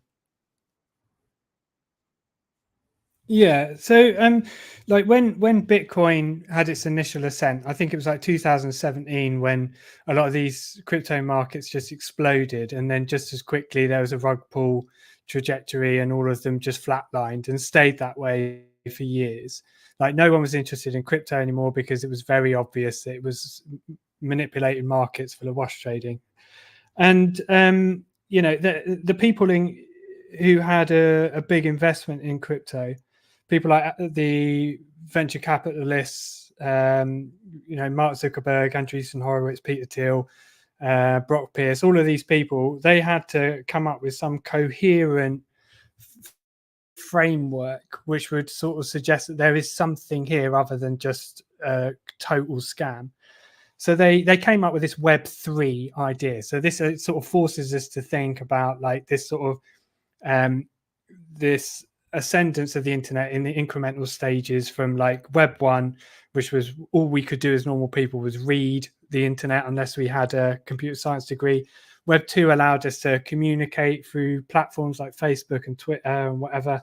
And then Web 3 allows us to own our own data and make money from the internet, democratically. And they refer to all of this as sort of decentralization through distributed networks. In reality, it re-centralizes everything under their control. So, I mean, the crypto world is far more centralized than traditional finance, and traditional finance is very centralized. Crypto is far more centralized. There's only 3-4 coders that have like execution rights on the blockchain network, like individuals. There's only like 4 pools of miners on the Bitcoin blockchain. This is exactly and even the same with Ethereum. There's and only other crypto. maybe 1 or 2 exchanges that handle all the most of the trading. Binance does more trades than all the other crypto exchanges put together. I mean, and most of those other smaller exchanges end up using Binance anyway. So I mean, none of this is decentralized at all. The example I used at the beginning and then returned to at the end is the mechanical chess playing Turk. This was not 1770. Wolfgang von Kempelen, his name was. He put together this automaton that could play chess, and it beat Benjamin Franklin and Napoleon Bonaparte and Alexander of Prussia or wherever it was. Everyone thought this is amazing. There's this actual automaton, this sort of non-human that's as better at chess than anyone else on the planet. And about 50, 60 years later, they realized that, or someone at least took a guess that there was a very accomplished chess player underneath the chessboard. So, I think that's how we need to think about blockchain and cryptocurrencies. There's a little man in the box who's pulling all the strings, and the automated nature of crypto is just is a lie. And I mean, the example you raised there about McDonald's, we saw recently after COVID, obviously, like there's issues of recruiting people, especially to companies that don't want to pay high wages. And, McDonald's have got around this problem rather than sort of increasing wages and submitting to the interests of unionized workers, have just said, oh, well, let's just have restaurants that accept Bitcoin. There's only a couple of these in like Lausanne and a few other cities in Switzerland, I think. But they're a good example of where they've tried to fully automate the restaurant in order to allow the bosses to accumulate the vast majority of profits without having to share it with anyone else. And that's what we're looking at here. There's no decentralization, there's no distribution. This is about power centralized more and more in already powerful rich people. So just to contradict us, shout out to B Modular. Everything Pete said was wrong. Everything you said, Pete, is wrong, and here's the proof. We got $499.99 sent to us, and look, because it says, while we may have some divergence as far as strategy with crypto, I appreciate all your perspectives on this topic and agree with the underlying premise of your point, EYL fellas. Full transparency, this donation is funded by crypto. So there's the answer to your argument. We just got a sizable super chat from B Modular in dollars, though. Hey, Pete, do me a favor, Say everything you just said over and see if we can get another. Yeah, say all that again. Maybe we drop another. But listen, I'll completely change my mind if it results in more donations. There you go. That's the. So listen,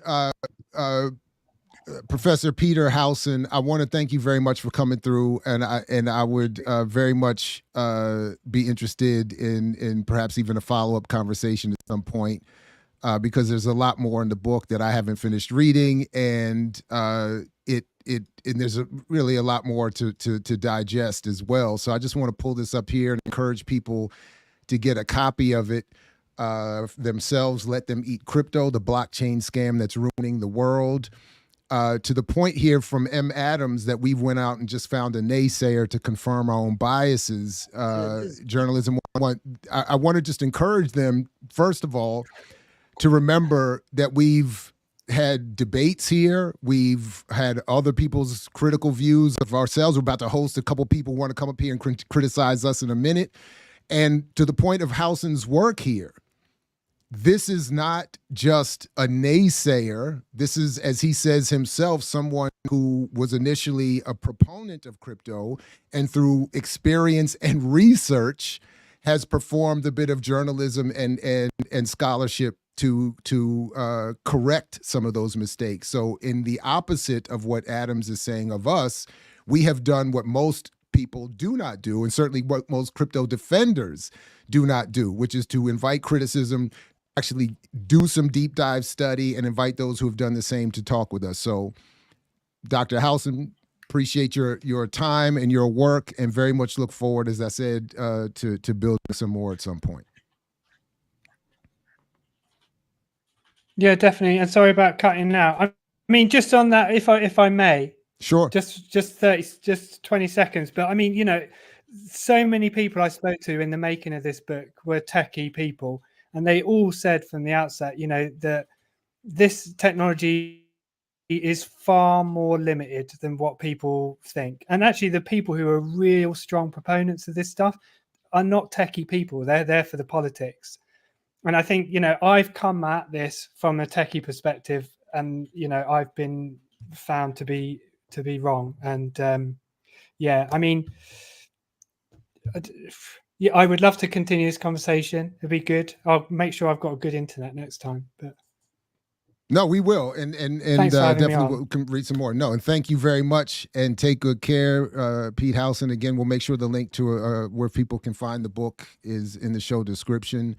But thanks for your time. Thanks for joining us on EYL. Appreciate you. All right, I'm going to let Pete go, say thanks to him, and let's take a quick transition, and then we can put the link in the chat and invite some folks up here. I got a little bit of time for this, so don't go anywhere. You got to earn your liberation. Because throw this out for Adams. You just don't read, beloved. You go. Thank you. All right, the studio link is now in the chat. Those who would like to join us, come on up, and let's. Yeah, I don't know about it's a little bit of a marathon. You know, Pete was only able to join us at that hour, so we had to extend a little bit for him. But and I'm glad we did. And I do. And if folks are going to challenge my work and then be willing to actually to do it, I'm happy to extend for that. So again, the link is in the description.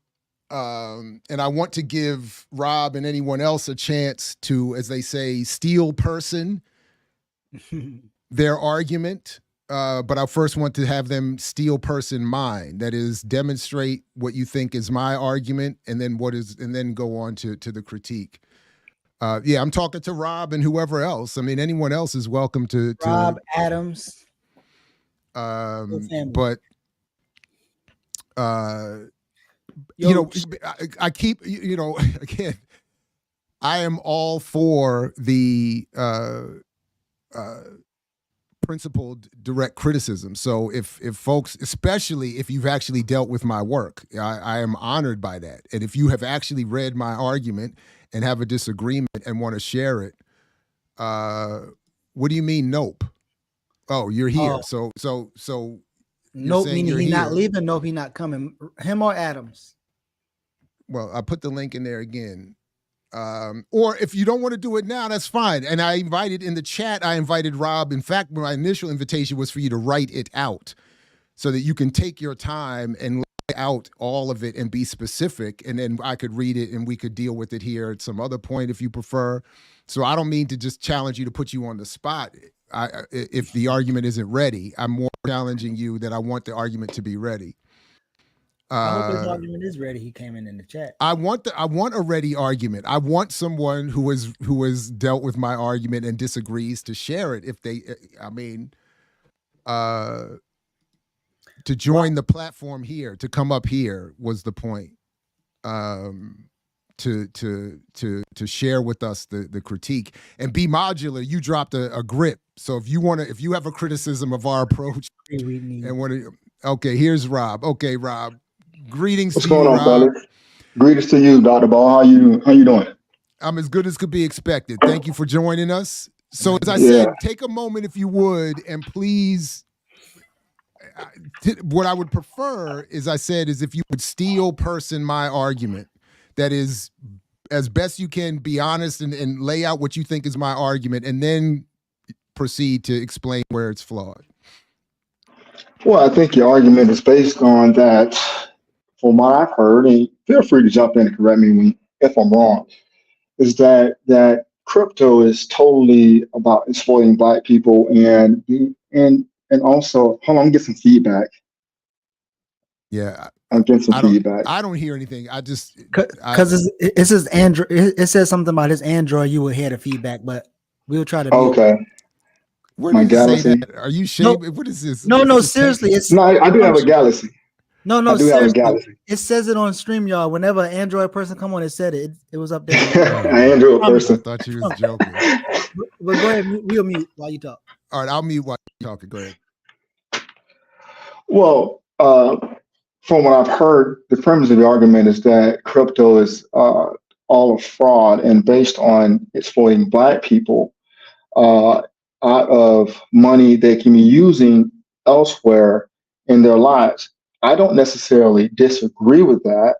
I just think your critique or your argument is very, very limited to a narrative that you're selling or that you're portraying to people that this is not worth a shot. I think that if you look at crypto, there are a lot of parallels at the start of the internet. But this technology is being adopted 2 times faster than the internet. No one's telling, from what I've seen, I've been in the crypto markets for a while, no one's telling Black people or anybody not to go into the market without doing your own research. That's just absolutely false. And what I'm hearing from you is that this is all a scam and that this is a waste of time. Now, I want to know from you, how does my Black dollar differ from somebody's white dollar? And when I look at the market and from where crypto has come from in the last 10 years, the market has grown to over $1 trillion. So how is my Black dollar discriminated against the white dollar from growing in the market if I'm doing my own research and I'm in the market and I'm taking my time and dollar cost averaging into the market? Now, if someone wants to go out and mortgage their home and mortgage or put their whole paycheck into the market, that's them. That's their risk. But as far as crypto, everything's on blockchain. You can see all the I'm still getting feedback, so I'm taking my ear out. Can you still hear me? So what I'm hearing also is that still getting feedback. Let me try to mute I can't mute myself, but I just try to go on it through the best I can. Turn your speaker down a little bit. All right. How about that? All right, I'll turn my speaker down. Can you still hear me? All right, hopefully that's better. All right. So what I'm saying, at some point in time, all the people that you're seeing that have centralized the market, they had to get into the market and buy, and with the same risk. Okay, with the same risk. Now they have a lot more money, but they have a lot more money through the traditional markets to go into crypto. Now, if you take your paycheck and you bet it all on some type of scam without doing your own research, that's you. But the same thing goes on in the traditional markets. Okay, it's the same game. So there's no difference to what you're saying that, oh, this is all scam. Everybody's being hoodwinked or bamboozled to get into the market. Okay, now that's a piece or a critique of your argument. Now I don't totally disagree with you because I believe you make a lot of great points. I believe you the previous guest had a lot of great points on centralization.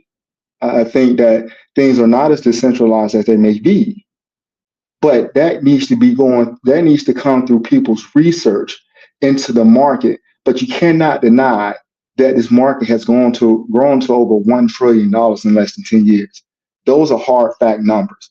Bitcoin has grown to whatever, I think the high was 65,000. Now they're retraced, but that's just the market mechanisms at work. Nothing goes on in crypto that does not happen in the traditional markets. You had a pets.com, in the internet. You had a pets.com, but that doesn't mean that people were out there, black people were out there just getting hoodwinked and bamboozled. The same risk for somebody that was white, the same risk for somebody that's black. So if you can tell me how the black dollar is not subject to the same risk as the white dollar, I'm all ears for that. Before you go, so are you? Because it sounds like this. Are you saying that it's still early and we should pay attention that it's still early in this? What I'm saying is Dr. Ball says that we need political power.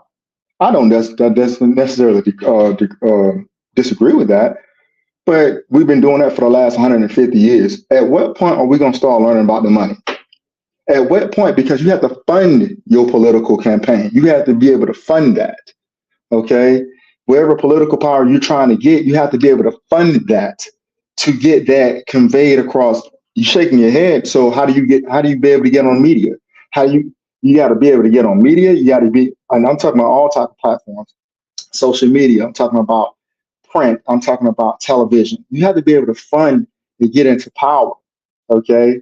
And so people are not necessarily using crypto to do that. But what I'm trying to tell you is, at what point do we start talking about the money instead of talking about social political power? We're talking about economic political power too. If we get political power, we still have to learn how to read the capital markets. These things go hand in hand. You cannot have one without the other. Okay, it just can't. There's no point in political history that one has not been without the other. You have not had economic power without political power. You have not had political power without economic power. If political power creates economic power, you're saying that somebody bought their way to political power? Oh, absolutely. Who? How many presidents have you known, have you heard about, okay, that have gotten into the White House because of whatever cachet their family may have had? But the Kennedys had that. The Kennedys had that. Whoever cachet, the Clintons had that. A lot of people bought their way into political power. That's the way we have today. If you look at the Supreme Court, there was a big debate where Mitt Romney said that corporations are people. Okay, people are absolutely buying their way into and Dr. Ball know that's true. People are absolutely buying their way into political office. Okay. The biggest bag wins today. That's just how that goes. Okay, so a couple of things. And correct me also, Ms. Dr. Ball. So I won't cut you off. Just correct me. First of all, please call me Jared. And okay. And so second of all, I appreciate you coming on here and being willing to accept the invitation. But There's a number of issues with what you said. And the reason I started with my initial request that you steel person my argument, which is what I've been trying to learn, is I'm trying to learn about debates and other aspects of society, that I appreciate that approach, because what it's designed to do is to get you to demonstrate what you think you do or do not understand about my argument. And what I think was pretty clear, and I'm just going to mute you real quick while I'm talking so the background noise doesn't interfere. But what is clear in what you said is that you haven't really addressed my work. So from the chat, you had said that my critique of cryptocurrency is based on the current downturn. And as I responded in the chat, in the chapter on cryptoganda in my book, it literally starts by saying people are going to say that. People are going to make the argument, or going to be tempted to make the argument, that my critique is based on the current downturn, but my critique is the same regardless of a down or upturn. So it's not about the state of the market at the moment of the critique. So that part is misguided. But I just want to emphasize that I do not.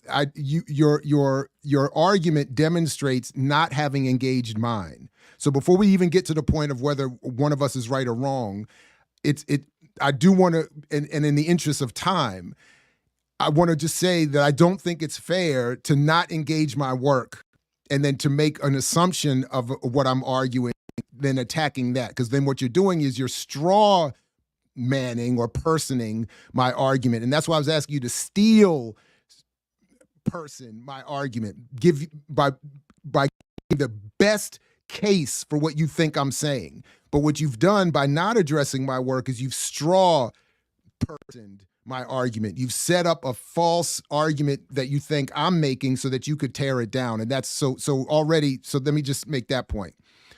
A couple of other things based on that flawed beginning. Let's see, because for instance, you even started, I wrote it down here. You said, quote, from what I heard, blah, blah, blah, blah, blah. So you've not read the argument. I don't think you spend a lot of time listening either, but you definitely have, I don't think, read it. Okay.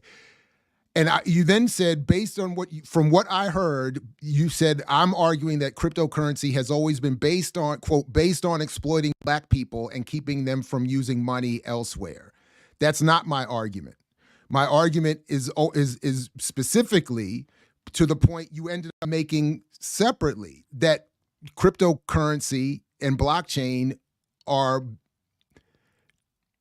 being imposed or encouraged to Black people in exactly the same way as the stock market traditionally has. And that is what I'm saying is the flaw. The messaging around Black people's engagement with cryptocurrency is the same messaging that has been encouraging Black people to engage the stock market for the at least the 150 years you've been saying we've only been arguing around politics, which is, again, another flawed and misunderstanding of my argument, and I think also the history. The idea that we've been struggling for politics and not money, and that therefore we need to do something new and struggle for money, is part of what my work shows as false. What I'm showing in my work is the history around the encouraged and imposed argument onto us saying, don't engage in politics, engage in getting your money right. And it is at least as old as the 150 years that you're saying here. The same arguments, get off the plantation and get your business together, and then you can engage in politics. That's the old and tired and false argument that I think I've demonstrated to be in fact false. So when you ask about comparing the Black to white dollar, the major difference, of course, is that Black people don't have the dollars white people have. And then even within white people have, a handful of white people have all of that. So it is, of course, going to mean that when you engage the investment space, if you don't have the same amount to invest, you're not going to benefit the same, even in an upturn. And when there's a downturn, because Black people have been, by percentage, investing more of what they have than whites, the impact of the downturn is worse on Black people. And why are Black people investing more in Bitcoin and blockchain and crypto than white people? Because they're being encouraged to more than white people are. as a method of overturning centuries of inequality. And that's the part I'm saying and I think demonstrating is the mythology. So I'll just stop there by saying I don't think you've actually engaged my work, and that we agree that the parallels. Oh, by the way, you said the same thing about the parallel to the start of the internet. Exactly my point. People said the same thing. The internet's going to come in and change the game, and all the internet has done has increased inequality, increased the accumulated wealth that a handful of people have, increased their capability to engage in psychological warfare and other forms of warfare. That's what I'm arguing is the same case with the advent of this new technology, because the history is clear. New technologies do not change social relationships. They exacerbate them. Okay, let me respond, and then I think we should probably move on and let a couple other people jump on here. But go ahead. All right. So, Dr. Ball, if it's not based on a downturn, give me an example of your work outside of the 2022 downturn that you can honestly point to critique crypto. So what I would ask you is, that's I'm asking you the question. No, but that's outside of the downturn, point to what empirical evidence outside the downturn, because every argument I've heard is you can't say, well, all of these points are based on a downturn, but my work's not based on a downturn. Is in my book, which you have not read. So that's why I'm inviting you. I'm asking you right now. Give me the excerpt from your book that addresses my question. But no. So the point for me is, again, as I said, I was answer my question, sir. As I was trying to be clear from the beginning, I am answering your question. I'm not going to relitigate my entire argument because you were from the chat claiming to have, hold on a second, I'm going to mute you so you can hear this. I want you to focus on this. You were saying from the chat that you had a response to my argument, and my point was you don't know my argument, and I've shown that you don't know my argument. So engage my argument and then come back and respond showing what's flawed in it. It's not fair to come on here and say, I have an answer to you, Dr. Ball, but I don't know what you've actually said, and then challenge me on the spot to relitigate what I've already said. You challenged me based on what you thought I had said, and you have been proven to be incorrect. So what I want you to do is do me the honor of engaging my work and my argument, and then if you still disagree, come back with this same energy, and I'll happily entertain it. But you just don't read, beloved. Exactly. So go ahead. No, I just asked you a simple. I can read your work, but sir, I can read your work, sir. Do that. But answer my question for all your viewers. It's mono and mono. No. You have not. We're not mono and mono. Okay, I'm gonna go ahead and let you go. So Rob, that was my point. You're not even in the studio. I can't hear you, so you're just wasting all of our time or your time. So Rob, go back to the chat. Go back to the chat. I've asked you to go back to the chat.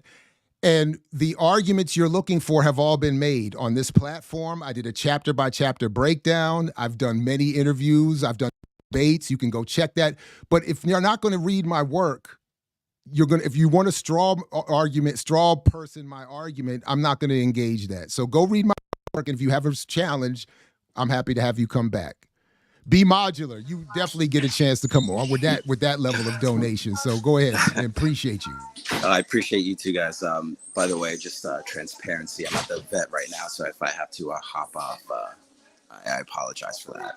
But I just wanted to say that I agree with all your underlying premise. I kind of engaged crypto from an early age and from like a left kind of anarchist perspective. But I am like kind of under no illusions that it is like the answer to Black people, oppressed people's problems. I just kind of look at it as another tool, and I'm going to use this tool as a way to support the people and projects that I love. So that's the spirit in which I made that donation. But I do appreciate the platform that you guys have built and the conversations that you guys have cultivated. And I think it's really important that more people, have opportunities to talk about these systems that do affect us in so many ways. So I just wanted to hop on and say that. I appreciate that. And definitely thank you for the support of the platform. Thank you very much. Of course. Right on. All right, I Michael. was about, oh, I was no. about to be oh, wait. curious to see. No, I was about to be curious to see if he agrees with anything that Rob said, but he already ran off. Be Modular can come back whenever, and clearly he's at the vet. I hope all is well with the pets, and I'm assuming that's what was meant by the vet. And you know, you drop coin like that, Bitcoin or otherwise, you could come through whatever. No, don't drop Michael, no Bitcoins. You don't want the well, Bitcoin. You want the dollars. Michael, go ahead. Welcome to the platform. Hey, what's up, guys? So I think my idea here would be try to bring Michael Hudson. I've seen you reference him a few times. Try to bring Michael Hudson to explain the difference, what policy does to wealth than anything else. Because I think a lot of people take the lane of solo entrepreneur capitalism, thinking that, hey, if I do it, hyper individualize this, I can get it without really understanding policy. And I think you get into trouble arguing with people because you understand what policy does and where the wealth is through policy versus, I make $25,000 here. If we can, and I think it distorts the entire argument where people think they understand. Oh no, this guy doesn't understand what wealth is, because you can see through policy how the money gets, or how the money corrupts everything, and on the other side, gets marketed to the masses that, hey, through capitalism, if you can work hard, you can get whatever you want out of this life without understanding what actually policy it's doing behind closed doors. So I think if you can get Michael Hudson in to kind of argue just the policy aspect, it would open this, chaos of people thinking that, hey, it's up to me to do it without understanding what actually policy brings to the table and how these, the wealthy is able to corrupt systems just through policy alone. They don't have to, fight, with individuals to get rich, which I think a lot of people think, I have to be an individual to get rich. I got to work hard. No, they go through governments to use the politics and go through there to get rich. They don't not arguing, with individuals to get rich. But so I would recommend try to bring Michael Hudson. I appreciate that. So yeah. Let's be clear.